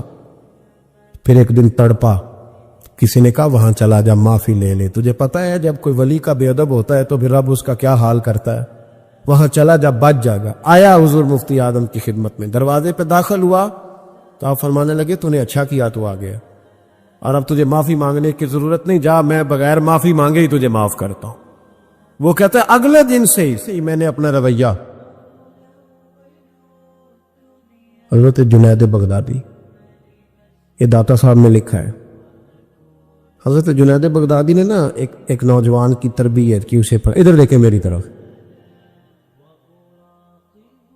جنید بغدادی نے اسے تعلیم دی، وہ اکثر آتا، آپ پڑھاتے، پیار کرتے، محبت کرتے، تھوڑی سی نا چند باتوں کی اسے خبر ہو گئی، علم ہو گیا، پھر آہستہ آہستہ اسے نورانی خواب بھی آنے لگ گئے، پھر آہستہ آہستہ اسے سمجھ لگنے لگ گئی کہ اب میں نہ کچھ ہوں۔ پرواہ کو نہیں ہوتی رب کریم کے بندے کو، موج کرے کوئی، ایک چاہت کرنے والا جاتا ہے تو کئی درجن اللہ عطا کرتا ہے، لیکن نہ صرف اتنی تکلیف ہوتی ہے کہ میری ہاتھوں کے تراشے ہوئے مٹی کے صنم آج بت خانے میں بھگوان بنے بیٹھے ہیں، یہ ذرا تکلیف ہوتی ہے کہ اس کو وہ پتھر جن کو سکھائی تھی قوت گویائی ہم نے، وہ جب بولنے لگے تو ہم پر ہی برس پڑے، یہ ذرا اچھا نہیں لگتا، یہ تکلیف ہوتی ہے کہ یہ کیا انداز ہوا، ہم ہی سے کھا کے ہماری بلی ہمیں ہی میں ہوں، یہ ذرا بات تھوڑی سی باتی، یہ ذرا اچھا نہیں لگتا، یعنی میرے ہاتھوں کے تراشے ہوئے مٹی کے صنم دیکھو آج بت خانے میں بھگوان بنے بیٹھے۔ تو وہ کہنے لگا کہ میں تو اب اوپر چلا گیا ہوں حضرت جنید بغدادی سے، کبھی کسی کو کوئی بات سناتا، کبھی کوئی سناتا، کہتا وہ تو ابھی وہی ہیں، تبلیغ کر رہے ہیں، یہ کر رہے ہیں، تو میں تو رات خواب میں فلانی جگہ بھی ہوا ہوں، تو بہت اونچا درجہ ہے میرا۔ وہ آہستہ آہستہ جب پر تھوڑے نکلے نا، انہوں نے کہا تو حضرت ہنس دیتے، مسکرا دیتے، کہتے چلو موج کریں، لیکن دل میں تکلیف ضرور تھی، ہوتی ہے تکلیف، کیا کرے، اللہ نے دل جو بنایا، اس میں بعض لوگوں کے بعض جملوں کی بڑی تکلیف ہے، کئی دفعہ تکیے پہ کچھ آنسو گر جاتے ہیں، رضائی پہ منہ دے کے نا کئی دفعہ بندہ روتا ہے کہ یار سارے کر لیتے، تجھے نہیں کرنی چاہیے، لیکن چلو خیر۔ ایک دن نا وہ زیادہ ہی بدتمیز ہو گیا، اس نے کہا میں نے مرشد کا امتحان لینا ہے، پتہ کرنا ہے آج کتنے پانی میں۔ اور شیخ سعدی فرماتے ہیں جب اللہ کسی کو رسوا کرنا چاہتا ہے نا تو اسے اپنے نیک بندوں کی پردہ داری پہ لگا دیتا، اور جب ان کے پردے کھولنا چاہتا ہے پھر رب اسے رسوا کرتا ہے، پھر چوکوں چراہوں میں رسوا ہوتا ہے۔ آ گیا حضرت جنید بغدادی کے پاس دل میں سوال لے کے، آج میں نے امتحان لینا ہے، تو کہنے لگا حضور میں کچھ پوچھنے آیا ہوں، تو آپ فرمانے لگے جو تو جلال آ گیا نا، پہلے تو دور دور باتیں کرتا تھا، آج اس نے سامنے کر دی تو کام خراب ہو، جلال آیا حضرت کو، تو مجھ سے بات کرے گا، میری روٹی کھا کے، میرا نمک کھا کے، میرے ٹکڑوں پہ پال کے، مجھ سے تربیت لے کے میرے سامنے بات کرے گا؟ فرمایا تو چھوڑ، تیرے دل میں سوال کیا، میں بتاؤں تو کیا پوچھنے آیا ہے، تو فلانا فلانا سوال لے کے آیا تھا؟ لگا حضور ہاں۔ فرمایا بتا، جواب لفظوں میں لینا ہے کہ معنوں میں لینا ہے؟ کیونکہ حضرت جلال میں تھے تو کچھ نہ بول سکا، فرمانے لگے چل میں تجھے دونوں میں ہی دیتا ہوں، چل میں تجھے دونوں میں ہی دیتا ہوں، لفظوں میں بھی دیتا ہوں، معنوں میں بھی دیتا ہوں، معنی بھی دونوں میں لے دوں جواب۔ پھر حضرت جنید داتا صاحب نے لکھا، حضرت جنید بغدادی فرمانے لگے لفظوں میں جواب یہ ہے کہ تجھے شرم نہیں آئی، کاش تو میرا امتحان لینے سے پہلے اپنا امتحان لے لیتا، تو دیکھتا کہ تیری 40 سال کی زندگی کہاں گزری ہے، تو دیکھتا کہ تو کہاں کہاں کیا کیا کرتا رہا۔ میرا یہ تو جواب ہے تیرا لفظوں میں، اور معنوں میں جواب یہ ہے کہ جا میں نے تجھ سے تیری ولایت چھین لی، جا میں نے تیرا نور چھین لیا، تو رب کے بندوں کو ستانے آیا ہے، جا اب میں نے تجھ سے سارا کچھ واپس لے لیا۔ یہ لفظ جب حضرت کی زبان سے نکلے تو اس کا منہ کالا سیاہ ہو گیا، منہ سے پانی کی رطوبتیں نکلنے لگی، وجود کانپنے لگا، پیروں میں گرا۔ آپ فرمانے لگے اٹھ کے چلا جا، اب معافی اسی وقت ملے گی جب رب تجھے معاف کرے، تو بھاگ جا۔ چھوٹی بات ہے اللہ کے ولی کے بارے میں ہی گفتگو کرنا، اور لمبی لمبی زبان کھول کے کرنا اور صبح اور شاموں میں کرنا، اتنے اتنے سخت جملے کہہ دینا۔ او بھائی، ایم ایل اے کے دوست کے بارے میں تو بات نہیں کر سکتا، تو منسٹر کے یار کے بارے میں بات نہیں کر سکتا، تیری جرت نہیں ہوتی۔ تو آر پی او اور اسسٹنٹ کمشنر کے یار کے بارے میں بات نہیں کر سکتا، تو بتا تو نے اللہ کے دوست کے بارے میں بات کیسے کر لی؟ رب کے دوست کے بارے میں۔ وقت میرا ختم ہو گیا، پر ایک بات سنانی بڑی ضروری ہے۔ حضرت مرزا مظہر جانے جانا رحمت اللہ علیہ فرماتے ہیں، دلی میں ایک درویش، تازی تازی بارش ہوئی تھی تو لکڑی کے جوتے پہنے کھڑاؤں میں اللہ اللہ کرتا گزر رہا۔ ایک طوائف اور اس کا تماش بین یار سیڑھیوں سے نیچے اتر کے نا، چھت سے نیچے اتر کے سیڑھیوں میں بیٹھے، تو بابا لکڑی کے جوتے پہنے چیکڑ تھا، موج میں جا رہا۔ اس طوائف کے کپڑوں پہ تھوڑا سا کیچڑ پڑ گیا تو اس کا یار اٹھ کے آیا، اس نے تھپڑ مارا بزرگ کے منہ پہ، کہنے لگا دیکھ کے نہیں چلا جاتا؟ بابا جی کہنے لگے بیٹے اللہ تیرا بھلا کرے، واقعی بوڑھا ہو گیا، اب صحیح نظر نہیں آتا، غلطی ہو گئی۔ تھوڑا سا آگے گئے تو ٹھنڈ کا موسم تھا، ایک حلوائی دودھ گرم کر رہا تھا، اس نے بابا جی کو آتے دیکھا تو بھاگ کے گیا، بازو سے پکڑا، پھٹے پہ بٹھایا، گرم گرم دودھ کا پیالہ دیا، بابا جی نے بسم اللہ شریف پڑھ کے دودھ پیا، پورا پیالہ پی کے کہنے لگے یا اللہ تو کتنا بے نیاز ہے، کہیں دودھ پلاتا ہے کہیں تھپڑ مرواتا ہے، نہ میں اسے جانتا ہوں نہ اسے جانتا ہوں، اس نے تھپڑ مار دیا، اس نے دودھ پلا دیا۔ بابا جی وہیں بیٹھے تھے تو پیچھے سے لوگ دوڑے آ کے، نے آگے کہا بابا اللہ کے ولی بد دعا تو نہیں دیتے؟ فرمایا کیا ہوا؟ کہا وہ جس نے آپ کو تھپڑ مارا تھا نا وہ چھاچ پہ چڑھا ہے، اس کا پیر پھسلا ہے، گردن کے بل گرا، منکا ٹوٹ گیا تو مر گیا ہے۔ بابا جی کہنے لگے اللہ کی قسم میں نے کوئی بد دعا نہیں دی۔ کہا نہیں آپ نے دی ہے۔ فرمایا نہیں دی۔ اس نے کہا دی ہے۔ تو بابا جی کہنے لگے پھر اصل بات سنا دوں؟ کیا سناؤ؟ فرمانے لگے اصل بات یہ ہے کہ میرے پیروں سے مٹی اڑی، اس کے یار کے کپڑوں پہ پڑی، اسے برا لگا تو اس نے مجھے مارا، جب اس نے مجھے مارا تو پھر میرے یار کو برا لگا، پھر میرے یار کو برا لگا، اس نے اسے مار دیا، میں نے تو لفظ بھی ادا نہیں کیے، لیکن کوئی اللہ کے ولیوں کو لاوارث نہ سمجھے، اس لیے کہ جب رب کریم کے ولی کے دل کو تکلیف ہوتی ہے تو پھر عرش کا مالک بدلے لیتا ہے، پھر اللہ کہتا ہے میرا اعلان جنگ ہے، پھر تو تیاری کر، پھر میں تجھے بتاؤں گا کہ ساری دولتیں سارا کچھ تیرے گھر میں، پر رات کی نیند نہیں تیرے پاس، پھر ہر سہولت ہوگی پر روح کا سکون ہے۔ تھوڑا سوچ کے بولیں، تھوڑا احتیاط سے بولیں، تھوڑا تول کے بولیں، کہیں ایسا نہ ہو کہ ایک فکرہ کسی اللہ کے بندے کی بے ادبی کا سبب بنے۔ آج بھی لوگ، میں کہتا رہتا ہوں اور یہ میرا بڑا درد ہے، میں کہتا رہتا ہوں یہ تیز لوگوں کا زمانہ، لوگ وہاں بھی چالاکی دکھانے کی کوشش کرتے ہیں جہاں بالکل بنتی نہیں، اور جہاں وہ گر جائیں گے چالاکی دکھائیں گے تو وہ سادگی، وہ خوبصورتی، وہ عاجزی، وہ شرافت، پتہ نہیں کیوں ہم یہ چاہتے ہیں کہ ہم اپنی مرضی سے زمانے کو جیت لیں۔ ایسا نہیں ہوتا۔ اس کا نقصان یہ ہوتا ہے کہ جب کوئی انسان عقل کے زور پہ چلنا شروع کرتا ہے تو اس کی عقل کسی کو بھلا کیا تکلیف دے گی، اسے خود ہی بڑی تکلیف دیتی، اسے خود محسوس ہونے لگتا ہے کہ میں کوئی نارمل زندگی نہیں گزار رہا بلکہ مجھے تو کوئی اداکاری کرنی پڑ رہی۔ حضرت ابو بکر صدیق رضی اللہ تعالیٰ عنہ نے اس زمانے میں جب سارے لوگ کچھ اور کہہ رہے تھے، آج لوگ کہتے ہیں نا یہ سارا زمانہ ادھر جا رہا ہے، لیکن یہ ان کے ایمان کا کمال ہے کہ سارے لوگ کسی اور سمت جا رہے تھے، حضور سید عالم علیہ السلام نے واپس آ کے جب معراج شریف کی بات کی تو اس کی سب سے پہلے تصدیق جناب صدیق اکبر نے فرمائی۔ اللہ کریم نے فرمایا والذی جاء بصدق وصدق بہ، ایک وہ ہیں جو سچ لے کے تشریف لائے اور ایک وہ ہیں جنہوں نے اس کی تصدیق کی، اولئک ھم المتقون، دونوں ہی پرہیزگار ہیں، یہ پرہیزگار ہیں، اللہ سے ڈرنے والے، غیر مشروط محبت اور لا محدود وفاداری، غیر مشروط۔ ہم نہ شرطیں لگا کے پیار کرتے ہیں، شرطیں لگا کے نماز پڑھتا ہوں تو میرے رزق میں برکت بھی ہونی چاہیے، بھئی نہ برکت ہوگی تو نہیں پڑھو گے، سوال ہے۔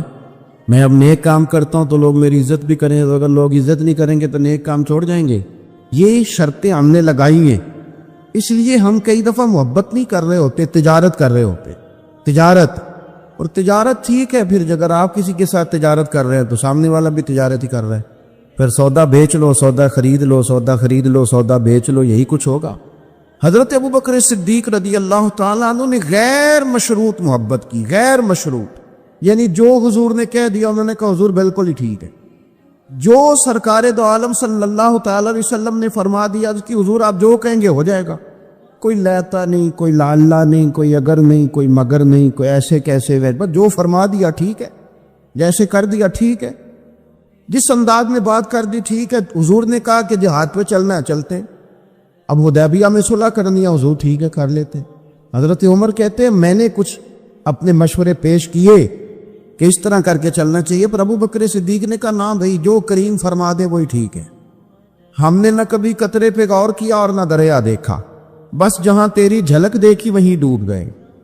انسان کے نا دو قسم کے پیار کرنے والے ہوتے ہیں. ایک پیار کرنے والے پروٹوکول مانگتے ہیں, ٹائم مانگتے ہیں, پیار کرتے ہیں وہ بھی, لیکن ان کا خیال ہوتا ہے کہ اس طرح کر کے اگر آپ چلیں گے تو پھر پیار ہے. کچھ پیار کرنے والے اس طرح کے ہوتے ہیں, وہ کہتے ہیں تو مل نہ بھی وہ دی فطرت ہے کہر نہ چھڈے, سجن ہو کے ویر نہ چھڈے, انہوں آکھو اسی نہیں متھے لگ دے, چلو ساڈا شہر نہ چھڈے.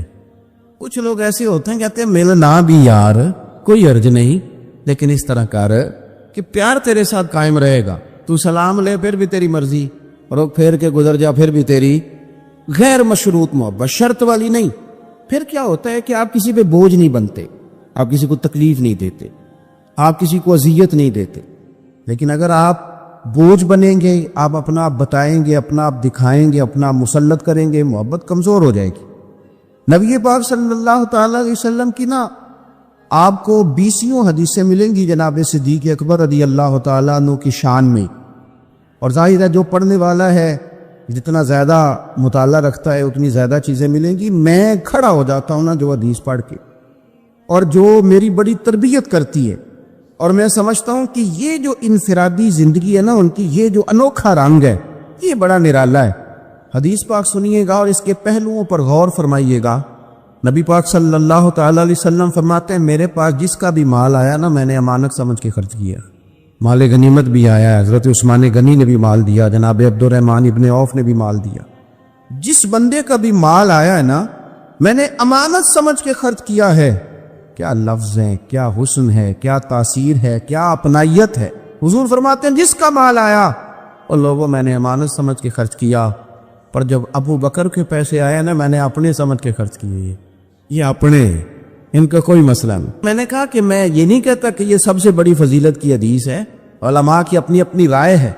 جو حدیث پاک پڑھنے والے لوگ ہیں طلباء اساتذہ ان کی اپنی, میری یہ رائے ہے کہ یہ جو جملہ ہے نا یہ والا, یعنی جس کے مال کوئی بندہ اپنا مال کہہ لے. دیکھیں نا کچھ جگہوں پہ آپ پوچھتے ہیں کہتے ہیں یار یہ ذرا ضرورت ہے مہربانی کر, اور کچھ پیسے ایسے ہوتے ہیں آپ اٹھا لیتے ہیں کہتے ہیں کچھ نہیں کہنا. یہ حد ہے اپنائیت کی. حضرت صدیق اکبر کے بارے میں میرے کریم نے فرمایا کہ میں نے جب اس کے پیسے آئے ہیں نا تو مجھے یوں لگا یہ اس کے نہیں یہ میرے ہیں. میں نے اپنے سمجھ کے نا, اللہ کرے میں آپ کو سمجھا سکوں گا, جس کی چیزیں مدینے والے کی اپنی چیزیں کہلائے, جس کی چیزیں حضور کی اپنی چیزیں کہلائیں. اب بات کو سمجھے, حضرت ابو بکر صدیق نے غیر مشروط محبت کی, لا محدود وفاداری کی, بغیر حیل و حجت کے پیار کی. صبح شامیں دوپہر ہر چیز کریم کے نام کر دی. حضرت ابو بکر صدیق رضی اللہ تعالیٰ عنہ مالدار بھی تھے, سمجھدار بھی تھے, تاجر بھی تھے. لوگ سارا کچھ دیکھ داکھ کے نہیں چلتے, نفع نقصان سوچ کر نہیں آگے بڑھتے. لیکن حضرت صدیق اکبر نے تو کوئی چیز دیکھی نہیں, کوئی چیز نہیں دیکھی. اور لوگ اس وقت آتے ہیں جب رش بڑھ جاتا ہے, شہرت عام ہو جاتی, جب لوگ دیکھتے ہیں نا کہ اب یہاں شہد بہت زیادہ ہے تو مکھیاں پھر جوش مارتی ہیں کہ پہنچنا چاہیے. لیکن جناب صدیق اکبر تو اس وقت آئے جب مار کھانے کے دن تھے, اس وقت آئے جب بڑی اذیتیں مسلمانوں کو دی جاتی تھی. اپنا مال, اپنے بچے, اپنا قبیلہ, اپنی بیٹیاں, اپنا سارا گھر, اپنا سارا خاندان, ہر چیز لا کے کریم محبوب کے قدموں میں رکھ دی. اور پھر یہ کہ حضور کی خدمت کی اس انداز میں زیادہ فرق نہیں ہے. عمر بظاہر نبی پاک صلی اللہ علیہ وسلم سے 2.5-2.5 سال ان کی کم ہے, لیکن غار ثور میں جو لوگ گئے ہیں وہ جانتے ہیں کہ وہ بڑا مشکل رستہ ہے, ابھی بھی بڑا مشکل ہے, حالانکہ رستے بن گئے. چلے ایک بات اور بھی کہہ لیتے ہیں تجربے کی ہے کہ حالانکہ رستے بن گئے, حالانکہ اس کے لیے بڑے بڑے چندے بھی اکٹھے ہو گئے, بڑے بڑے چندے. اتنی دفعہ مجھے کچھ موقع ملا ہے تو میں نے تو یہی دیکھا ہے جی رستہ بن رہا ہے, آ رہے ہیں ذرا, آپ بھی اس میں شامل ہو جائیں. چندے والا معاملہ بھی بڑا سپر ہے. کس کس انداز میں لوگ جمع کرتے ہیں. پستہ بن گیا ہے, لوگوں کے لیے آسانیاں ہو گئی ہیں, ہاتھ کے اندر بڑی بڑی روشنیاں ہیں, کھانے پینے کا رستے میں موقع ملتا ہے, آسانیاں سہولیات ہیں. لیکن جناب صدیق اکبر کہتے ہیں رات کی تنہائی میں جب میں نے حضور کے مقدس قدموں میں ورم دیکھا, تکلیف دیکھی, تو میں نے کہا حضور مہربانی کریں, آپ میرے کندھے پہ نہیں آ جاتے. کندھے پہ اٹھایا حضور کو, پبا پار قدم نہیں گے لاؤندا تے سور پہاڑ تے چڑھیا جاندا تے او پیا جاندا تے یار ندی دا تے اے اصلی دلدار نبی کا. کنوں پہ بٹھا کے نا حضور کو تو غار میں لے گئے. اب ایک اور بات بھی ذرا سمجھنا, وہاں جا کے نا تو حضور کو بٹھا لیا, کہنے لگے تو آپ ذرا ٹھہرے, میں انتر دیکھتا ہوں, کوئی چیز ہو نا کبھی میں پہلے صفائی کر لوں, کوئی چیز تکلیف دینے والی ہو تو مجھے تکلیف دے. پہلے اندر گئے, صفائی کی, جھاڑ پونچھ کی, پھر حضور کو بلایا. ہمارے علماء نے یہاں ایک نقطہ لکھا ہے, وہ کہتے ہیں غار ثور میں پہلے جناب صدیق اکبر گئے پھر حضور گئے. پھر سمجھنا بات کو, پہلے جناب صدیق اکبر گئے پھر حضور گئے. اس کا مطلب ہے جہاں حضرت صدیق اکبر پہنچ جائے نا وہاں حضور بھی آ جاتے ہیں. تو علماء کہتے ہیں تو اپنے دل میں نا جناب صدیق اکبر کے لیے جگہ بنا, مدینے والے بھی تیرے دل کو پسند فرما لیں گے. جگہ بنانا جناب صدیق کے لیے, اپنے دل میں جگہ بنانا, اس شخص سے پیار کر. حضرت صدیق اکبر تو امت کے استاد ہیں. جس نے ادب سیکھا ہے حضور کا جناب صدیق اکبر سے سیکھا, جس نے وفاداری سیکھی اس نے جناب صدیق اکبر سے سیکھی, جس شخص نے نبی پاک علیہ الصلوۃ والسلام کی اتباع سیکھی اس نے جناب صدیق اکبر سے سیکھی. اپنی زندگی کو باندھ کر حضور کے قدموں میں گرا دیا. اس طرح حضور نے فرمایا, جس مقام پہ حضور نے فرمایا, جو نبی پاک نے چاہت کی, جس طرح رسول پاک صلی اللہ علیہ وسلم نے پسند فرمایا. کسی نے ایک دن پوچھا تھا سب سے زیادہ خوش کس دن ہوئے؟ فرمانے لگے میں حضور کو نا مکے سے مدینے لے کے جا رہا تھا, تو گرمی بڑی شدید تھی, 2-3 دفعہ میں نے دیکھا تو حضور کے چہرہ نور پہ مجھے پسینہ نظر آیا. اب میں ڈھونڈنے لگا کہ کوئی ٹھنڈی چیز ملے نا تو میں حضور کو پیش کروں. خشکی جو ہوتی ہے نا, خشکی تو یہ تو ویسے ہی بڑی تکلیف کرتی ہے. خشکی اگر جسم پہ کبھی ہو جائے نا تو بندے کہیں جم کے بیٹھنا بڑا مشکل ہو جاتا ہے. خشکی جو ہو جاتی ہے, خشکی جسم پہ ہو جائے تو بڑا تنگ کرتی ہے, تو اگر کسی کے دماغ میں ہو جائے تو پھر تو بڑی خرابی کرتی ہے. یہاں نا لوگوں کو خشکی ہو گئی ہے دماغ میں بہت زیادہ, بڑی, اور اتنی زیادہ ہے بعض لوگوں کو کہ شاید ان کو نہلا دے سرسوں کے تیل میں تو پھر بھی نہ ٹھیک ہو. خدا کے بندے سمجھتے ہی نہیں, اس شخصیت کے بارے میں لب کشائی کرتے ہو, ان کے بارے میں جن کے بارے میں میرے کریم رسول علیہ السلام نے فرمایا میرے ساتھ جس نے نیکی کی میں نے بدلہ دے دیا. ابو بکر کا بازو پکڑ کے اللہ کی بارگاہ میں لے جاؤں گا, کہوں گا یا اللہ تو ہی اسے احسانوں کے بدلے عطا فرما. کیا بات کرتے ہیں, اس شخص کے اتنی خشکی ہو گئی ہے دماغوں میں, سوچنا سمجھنا ہی لوگوں نے چھوڑ دیا ہے. حضرت سیدنا ابو بکر صدیق کہتے ہیں میں دیکھ رہا تھا گرمی بڑی شدید ہے. لوگ کہتے ہیں جی آپ حدیث پاک بیان کریں, آپ ان کا کوئی کلام سنائیں, تو میں کیا کرتا ہوں ذات سے پیار نہ ہو تو بات سے بھی نہیں ہوتا. پہلے ذات سے پیار کر لو پھر ان کی بات سے بھی پیار. یہ دیکھو نا جناب صدیق اکبر رضی اللہ تعالیٰ عنہ تبلیغ نہیں کر رہے اس وقت, وہ دعوت دین نہیں دے رہے, بتا کیا رہے ہیں. تم بار بار چہرہ دیکھتا تو حضور سید عالم صلی اللہ تعالیٰ علیہ وسلم کو نا پسینہ مبارک آ رہا تھا, تو میں کوئی چھاؤں ڈھونڈنے لگا. ایک جگہ میں نے دیکھا ایک ڈھلان ہے پہاڑ کی, اس کے نیچے کوئی جگہ دی, میں نے جا کے جلدی سے صاف کی. میں نے وہاں کوئی چیز بچھائی, ایک روایت ہے چمڑے کا بستر بچھایا, اور ایک میں آتا ہے کہ اپنی چادر اتار کے بچھائی, امامہ کھول کے بچھایا. کریم محبوب صلی اللہ تعالیٰ علیہ وسلم کو وہاں لٹایا. کہتے اب میں ڈھونڈنے لگا کوئی ٹھنڈی چیز مل جائے گا. ہاں میری بات کو سمجھے, جس طرح کوئی لاڑ نہیں لڑاتا کسی کے, جس طرح اماں بڑا پیار کرتی ہے تو وہ خیال نہیں کرتی اس کی دھوپ کا, چھاؤں کا, کپڑے کا, آنے کا, بیٹھنے کا. وہ کسی نے کہا تھا کہ ٹوٹ جانوں میں کھلونوں کی طرح ہوتا ہے, آدمی عشق میں بچوں کی طرح ہوتا ہے. ٹوٹ جانے میں کھلونوں کی طرح ہوتا ہے, اور آدمی عشق میں بچوں کی طرح وہ ضدیں کرتا ہے, نہیں میں نے اماں کے پاس ہی جانا ہے, نہیں میں نے اماں کے پاس ہی جانا ہے, کیونکہ آدمی عشق میں بچوں کی طرح ہوتا ہے. حضرت ابو بکر صدیق رضی اللہ تعالیٰ عنہ کہتے میں ڈھونڈ رہا تھا کوئی ٹھنڈی چیز, اور پردیس کا ماحول ہے, مسافر ہے ہم, چرواہا بکریاں چرا رہا تھا. میں نے اسے کہا تھوڑا دودھ دے دو گے؟ اس نے کہا زیادہ پیسے لوں گا. میں نے کہا جتنا تیرا دل کرے لے. لیکن جب وہ دودھ دھونے لگا تو میں نے کہا کہ پہلے ہاتھ بھی دھو لے، پیالہ بھی دھو لے۔ کہنے لگا یار بڑے پاک صاف ہو۔ میں نے کہا نہیں، تجھے نہیں پتا، جن کے لیے لے کے جانا ہے نا انہیں اللہ نے بڑا پاک صاف پیدا فرمایا ہے۔ فرماتے ہیں مجھے کہنے لگا خود ہی دودھ دھو لو۔ پہاڑ کے پیچھے کنواں تھا، اس نے کہا بڑی دور ہے۔ میں نے کہا تو دور نہ بتا، بس ایڈریس بتا۔ میں دوڑ کے گیا، کنویں پہ جا کے ہاتھ دھوئے، پیالہ دھویا، پانی بھرا، واپس آیا، اور پھر میں نے لا کے بکری کے تھن دھوئے، پھر میں نے دودھ دھویا، پھر میں دوبارہ گیا وہاں کنویں پہ، اس دودھ کو میں نے ٹھنڈا کیا۔ اب میں خرامہ آ رہا ہوں، سارے رستے سوچتا ہوں حضور تو آرام فرمائے، اگر جگاؤں گا تو یہ ویسے سوء ادب ہے، اور اگر حضور بیدار نہیں ہوتے ظاہری طور پر تو یہ دودھ تو پھر گرم ہو جائے۔ اسی کشمکش میں گزری میری زندگی کی راتیں، کبھی پیچ و تاب راضی، کبھی سوز و ساز رومی، کہ اسی کیفیت میں پیچ و تاب میں گزر رہا تھا۔ جا کے کریم کے سرانے کھڑا ہی ہوا تھا کہ حضور نے آنکھیں کھول دی۔ کیا لائے ہو؟ کہتے ہیں گھٹنوں کے بل بیٹھ کے جب میں نے وہ دودھ پیش کیا نا، اور حضور نے مقدس ہونٹوں کے ساتھ وہ دودھ لگایا، اور جب پہلا گھونٹ ٹھنڈے دودھ کا حضور کے مقدس حلق سے اترا تو سرکار کے چہرے پر جو میں نے روشنی اور خوشی کے آثار دیکھے، کہتے ہیں لوگوں تمہیں کیا بتاؤں، وہ تنہائی تھی، ایک میں تھا، حضور تھے۔ اس دن میں اتنا راضی ہوا نہ اس سے پہلے کبھی ہوا تھا نہ اس کے بعد کبھی ہوا۔ نبی پاک صلی اللہ تعالیٰ علیہ وسلم کی رضا چاہنے میں جلدی کرنا، حضور سید عالم علیہ السلام کی غلامی میں رہنا، اور پھر اپنے آپ کو انہوں نے سنوار لیا، اپنے آپ کو ڈھال لیا محبوب کی رضا۔ سردار تھے، اعلیٰ کپڑے پہنتے، حضور کی غلامی میں آ پھر انہوں نے اس طرح کی کیفیت بنائی کہ حضور کی امت سے پیار شروع کیا۔ مدینے کے غریب گھروں میں کوئی یتیم بچیاں تھیں تو ان کے گھر کا دودھ بھی دھو کے آیا کرتے تھے، دودھ دھو کے دے دیتے، تم پی لو، کچھ بیچ لو۔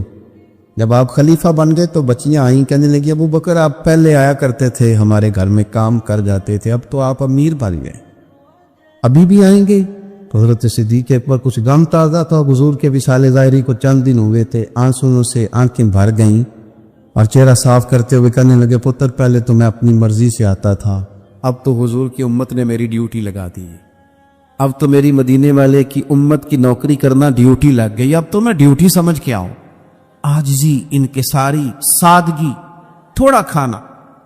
ہمارے ہاں نا لیول بدلتا ہے، ہم کہ سوچیں بدلتی، گاڑیاں بدلنے والے لوگ اپنا ذہن بھی بدلنے لگ جاتے ہیں۔ بہت زیادہ کپڑے تبدیل کرنا جائز ہے، لیکن بہت زیادہ دوست تبدیل کرنا کوئی اتنی اچھی بات نہیں۔ بہت زیادہ اچھے سے اچھے مکانوں میں چلے جانا تو درست ہے، لیکن اپنے پچھلے محلے کو بھول جانا اور وہاں بسنے والے لوگوں کو پینڈو کہہ کے طنز کرنا اور وہاں کے لوگوں پہ تنقید کرنا، یہ اخلاقی طور پر چھوٹے لوگوں کا طریقہ ہے۔ بڑے لوگ یہ کام نہیں کرتے، وہ اپنی اصل پہ قائم رہتے، انہیں اپنی پچھلی یادیں وقار کے ساتھ اور فخر کے ساتھ یاد رہتی، اور وہ حسین لمحات میں اپنے آپ کو محسوس کرتے ہیں جب واپس پلٹ کر کے جاتے ہیں۔ حضرت ابو بکر صدیق رضی اللہ تعالیٰ عنہ امیر المومنین بن گئے، بہت بڑا درجہ ہے، اور آج کل کی عمارتیں نہیں۔ آج جس طرح لوگ امیر ہوتے ہیں نا، 4 پائے ہوتے ہیں کرسی کے، تو جو بھی وزیر اعظم بنتا ہے ایک پایا اس کا ہل ہی رہا ہوتا ہے، تو وہ ملک سنوارنے سے زیادہ اس پائے کی بیچارہ فکر میں رہتا ہے کہ کہیں میری کرسی نہ گر جائے۔ کام کیا کرنا ہوتا ہے، حکومت اپوزیشن اپنے رٹوں سے نہیں نکلتی، قوم کا ملت کا کیا سوچے، سارا دن ایک دوسرے کے بارے میں سوچ کر کے ٹائم گزار۔ لیکن حضرت ابو بکر صدیق خلیفہ بنے تھے جہاں امیر کی اطاعت واجبات میں سے تھی، لوگ ان کی بات پر سر تسلیم خم کرتے تھے۔ خلیفہ کے بہت سارے حقوق دین نے بیان کیے، اولی الامر کے تحت آپ کی بڑی شان کی، لیکن زندگی وہی سادگی والی، انداز وہی عاجزی والا، طریقہ وہی۔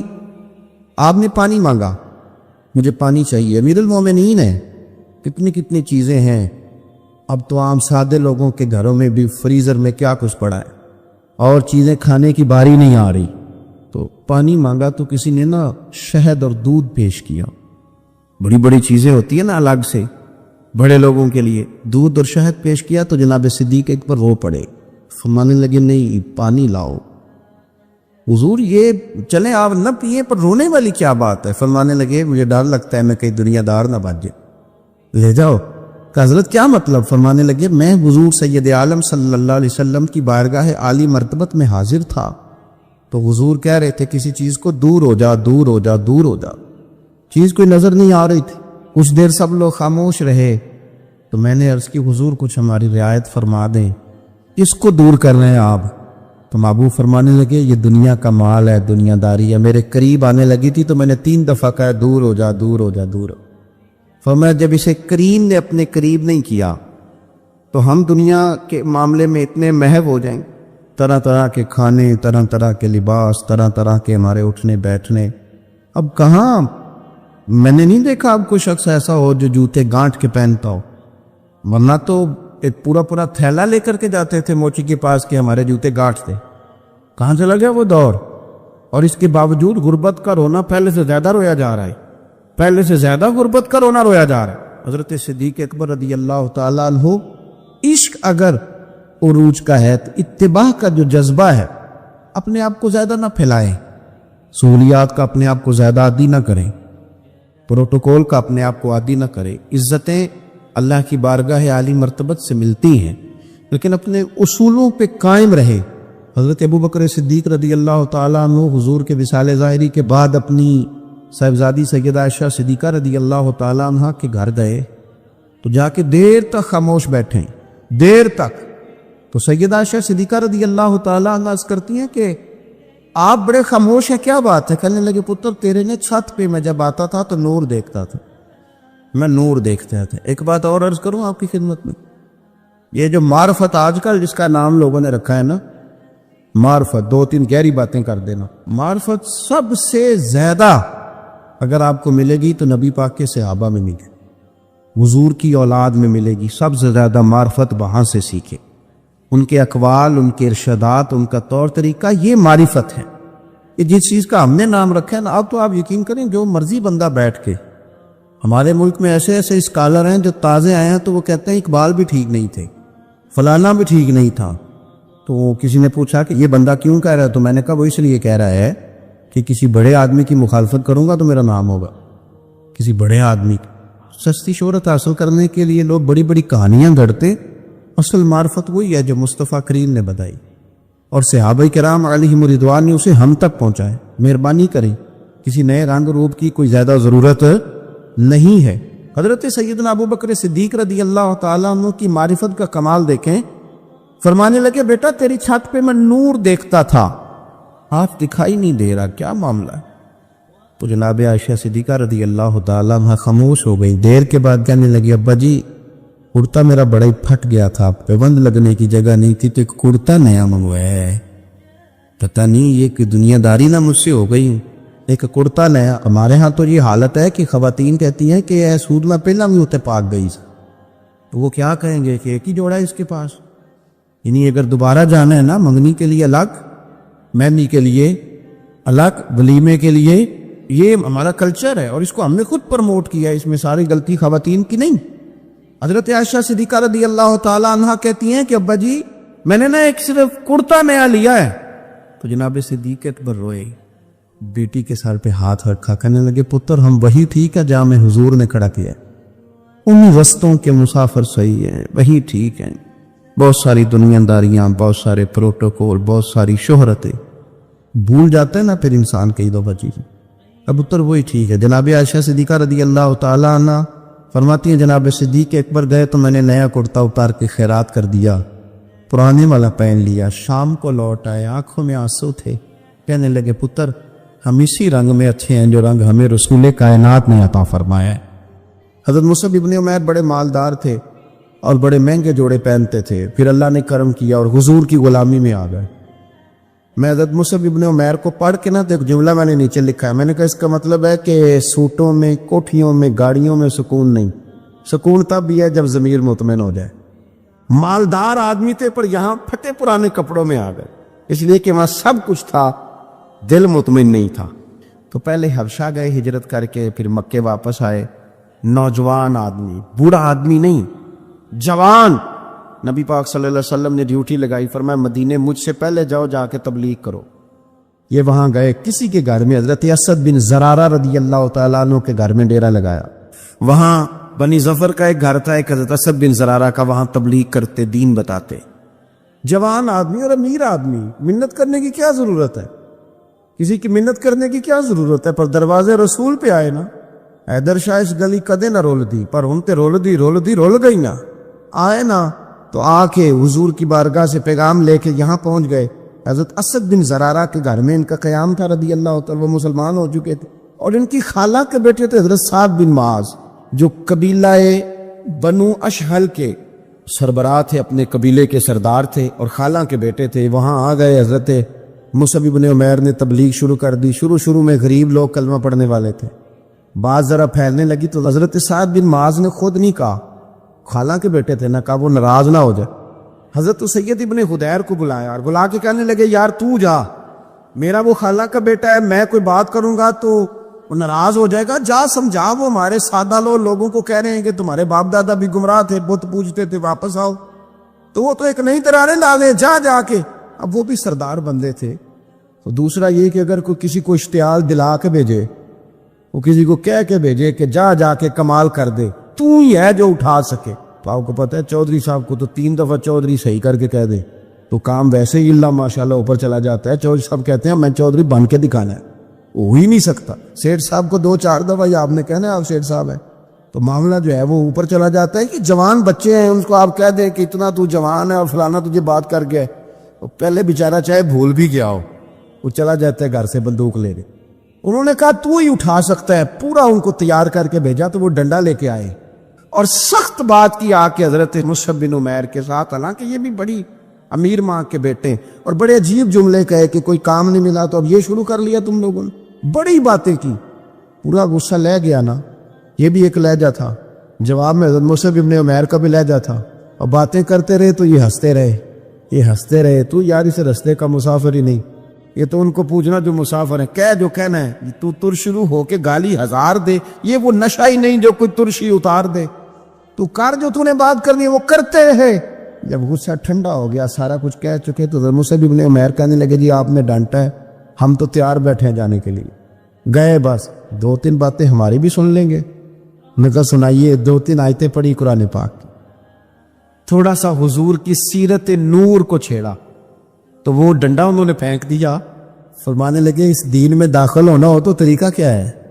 تو حضرت مصعب بن عمیر کہنے لگے آپ غسل کریں، کپڑے بدلے، آئے میں کلمہ پڑھاتا ہوں. انہوں نے غسل کیا، کپڑے بدلے، کلمہ پڑھا. اب واپس گئے تو ان کو پتا تھا میں نے جانا ہے، تو سعد بن معاذ نے رزلٹ پوچھنا ہے. کہتے ہیں اس نے مجھے بھیجا تھا تو میں نے بھی اسے بھیجنا ہے. کہتے ہیں میں نے جا کے کہا اس قبیلے کا، قبیلہ بنی عارصہ کے ساتھ مقابلہ چلتا تھا. کہتے ہیں میں نے بھی اسی طرح کی سٹوری سنائی جا کے. حالانکہ حضرت سعد بن معاذ کہتے ہیں جب یہ آ رہے تھے نا واپس، تو میں سمجھ رہا تھا بندہ وہ نہیں جو میں نے بھیجا تھا، اس میں کوئی انقلاب آ گیا، تبدیلی آ گئی. آ کے کہنے لگے یار تیری وہ خالہ کا بیٹا ہے، میں نے کیا مقابلہ کرنا ہے، وہ تو بنو عارصہ والے بھی لڑ رہے ہیں، تمہارا شریکہ بھی لڑائی کر رہا ہے، تو تم جاؤ ان کو بھی منع کرو اور اپنے شریکے کو بھی کہو کہ یہ ہمارے گھر کا مسئلہ ہے، ہم خود نمٹ لیں گے، تم جاؤ. کہتے ہیں میں نے کہا اچھا اگر تجھ سے بھی نہیں نہ ہوا تو اب مجھے ہی 2 ہاتھ کرنے پڑیں گے. آستینیں چڑھا لی، ڈنڈا پکڑ لیا. کہتے ہیں گیا اور جا کے جو مجھ سے ہو سکتا تھا میں نے کہا. جب میں پوری طرح کہہ چکا نا، اب وہاں تو لہجہ بدل چکا تھا نا. حضرت سیدنا مصعب بن عمیر تو طے کر لیا تھا نا، سیکھا تھا نا حضور سے. تو معاملہ بڑا انفرادی تھا، رنگ ہی بڑا انوکھا تھا، کہے جس نے جو کہنا ہے. اب یہاں تو معاملہ دوسری طرح کا ہوگا. پوری کہتے ہیں میں نے بات کر لی. تو وہ میں نے کہا جاتے ہو کہ نہیں؟ کہنے لگے جی جانا ہے. جانا کیوں نہیں؟ تاری مار اڑانا باہو اسی تے گئی اڈن آ رہے تیار بیٹھے. ہمیں مدینے والے نے کہا تھا حبشہ جاؤ تو گئے تھے، واپس مکے آؤ تو آئے تھے، اب یہاں بھیجا ہے تو تاری مار اڑانا باہو اسی تے اب گئی اڈن ہارے. آپ نے فرمایا جانا تو ہے اور آپ کہہ رہے ہیں جاؤ تو ہم جاتے ہیں، لڑائی نہیں کرتے، پر 2-3 باتیں ہماری بھی سن لو. حضرت سعد بن معاذ کہنے لگے سناؤ. تو حضرت مصعب بن عمیر کا لہجہ، لہجے کا حسن، لہجے کی خوبصورتی. لوگ کہتے ہیں جی آپ کے پاس ایسا کیا ہے؟ تو بھی جواب یہ ہے کچھ تو ایسا ہے نا جو تمہارے پاس نہیں، کچھ تو ایسا ہے نا. تو جاؤ ٹٹولو، سوچو، پتہ کرو، کچھ تو ایسا ہے نا جو تمہارے پاس نہیں ہے. وہ تلاش کرنا چاہیے کہ جو کہیں اور نہیں ہے، اور اگر نہیں تمہارے پاس تو وہ حاصل کرو، پیدا کرو. حضرت سیدنا مصعب ابن عمیر نے 2-3 آیتیں سنائی، حضور کی باتیں سنائی، تو سن کے صحابہ کی باتیں جب لوگ مسلمان ہوتے تھے، پھر سرور عالم کی یارو گفتار کا عالم کیا ہوگا؟ انہوں نے 2-3 باتیں سنائی تو حضرت سعد بن معاذ بھی مسلمان ہو گئے. اب واپس گئے، ایک قبیلے کے سردار تھے، اور یہ وہ لیڈر تھے جن پر قبیلہ جان دیتا تھا. سارے لیڈر اس طرح کے نہیں ہوتے کہ قوم کا ایک خائن ہے، بددیانت ہے. لیڈر تھے پر قبیلہ جان دیتا تھا. جا کے کھڑے ہوئے قبیلے والوں کے پاس، کہنے لگے میرے بارے میں تمہارا کیا خیال ہے؟ انہوں نے کہا سردار کوئی پوچھنے والی بات ہے، یہ تو ہماری کو نیکی ہے کہ آپ جیسا سردار ملا ہے. فرمانے لگے مجھ سے پیار کرتے ہو؟ حضرت جی بڑا. فرمایا مجھ پر تمہارے ساتھ آج کے بعد کلام حرام ہے. کہا کیوں؟ کہنے لگے اتنی دیر کلام نہیں کروں گا جتنی دیر تم مدینے والے رسول کا کلمہ پڑھ کے مسلمان نہیں ہے. تو حضرت سعد بن معاذ نے سارا قبیلہ مسلمان کر لیا. حضرت سید ابن حضیر بھی مسلمان ہو گئے، اور اتنا بڑا ماحول بن گیا مدینے میں کہ جہاں 12-13 لوگ کلمہ پڑھتے تھے، 70 لوگ اگلے سال حضور کی بارگاہ میں گئے، حضور اب ہماری جمعیت بن گئی، یا آپ تشریف لائیں. اگر سارے اس میں کردار دیکھو گے تو حضور کے کرم سے جو لہجہ دیا تھا نا اللہ نے حضرت مصعب ابن عمیر کو، یہ اس لہجے نے کچھ ان کے خلق نے کر لی اور کچھ ان کے پیار نے کر لی. حضرت انس بن مالک رضی اللہ تعالیٰ عنہ یہ بڑے خوش نصیب خوش بخت انسان ہیں. کہتے میری اماں خود مجھے حضور کی بارگاہ میں چھوڑ گئی تھی کہ یا رسول اللہ یہ آپ کی خدمت کرے گا. کہتے میں نے 10 سال حضور کی نوکری کی ہے، نبی پاک نے کبھی اوف بھی نہیں کہا. بلکہ بخاری مسلم میں ایک انوکھی بات موجود ہے. فرماتے مجھے ایک دن حضور نے فرمایا جا یہ کام کر کے آ. کہتے میرے دل میں یہی تھا کہ فوراً جاؤں گا. اسی طرح لفظ موجود ہے، میرے دل میں تھا جاؤں گا کر کے آؤں گا. حضور نے فرمایا کر کے آ. دل میں پکا ارادہ تھا جاؤں گا، لیکن اپنی زبان سے میں نے کہا حضور میں نے کوئی نہیں جانا. یہ کیوں بات کی؟ یہ ذرا لاڈ کے ساتھ کی، یہ ذرا ناز کے ساتھ کی، یہ ذرا نا محبت کے ساتھ کی. یہ ذرا حضور جو پیار کرتے تھے نا، اس پیار کو سامنے حضور میں نے نہیں جانا. تو کہتے ہیں حضور تھپکی دے کے یہ غلام سے بات ہو رہی. حضور فرمانے لگے چلنا تجھے کہا ہے نا جا کر کے آ. کہتے میں چلا گیا، اسی ارادے سے گیا تھا جاؤں گا، لیکن رستے میں جب میں گیا تو بچے کھیل رہے تھے، میں نے بھی کھیلنا شروع کر دی. کھیل رہا ہوں دیر ہو گئی. حضور نے بھیجا تھا کسی کام. اب جب زیادہ دیر ہوئی تو کریم گھر سے نکلے، اور جب حضور نے مجھے دور سے دیکھا اور مجھے کریم کے آنے کا پتہ چلا تو اب میں ڈرا. اب میرا انداز بڑا جدا گانا ہو گیا کیونکہ حضور نے بھیجا تھا. یہ تو خادم کی بات ہے نا.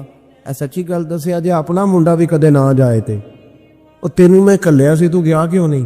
ناراض نہیں ہونا آپ نے، لیکن چلو بچہ ہے، کسی وقت دیر سویر بھی ہو ہی جاتی ہے، کیوں اتنی سختی کرتی ہو؟ حضرت انس بن مالک کہتے ہیں جب حضور کو آتے دیکھا تو میں پوری طرح ڈر گیا، لیکن قریب محبوب جب میرے قریب آئے اور مجھے ڈرا ہوا دیکھا نا، تو پھر رحمت للعالمین محبوب کی رحمت کا بادل چھایا. اور جب حضور مجھے دیکھ کے ہنسے نا، بس وہ ہنس گئے اور میرا کام بن گیا. بس کریم تھوڑی دیر ہوئی، ایک آیا کالیاں زلفاں والا، ایویں 2 کڑیاں میرے من وچ رکیا تے کر گیا نور اجالا. بات بن گئی، بات طبیعت ٹھنڈی ہو گئی. تو حضور فرمانے لگے میں نے کہا تھا جاؤ، گئے نہیں. اب جب حضور مسکرا گئے تو بات ہی ختم ہو گئی. یا رسول اللہ صلی اللہ علیہ وسلم جانے لگا ہوں. تو حضور نے پھر شروع سے بات شروع کر دی. حضور جانے لگا ہوں. فرمایا جا دوڑ کے آ، پھر جو کہا تھا وہ کر کے آ. لیکن وہ بیچ میں جو دیر ہوئی تھی، وہ جو لیٹ ہوئی تھی، اور جو میں کہہ کے آیا تھا میں نے نہیں جانا، حضور نے اس بات پر مجھ سے کوئی سختی نہیں کی.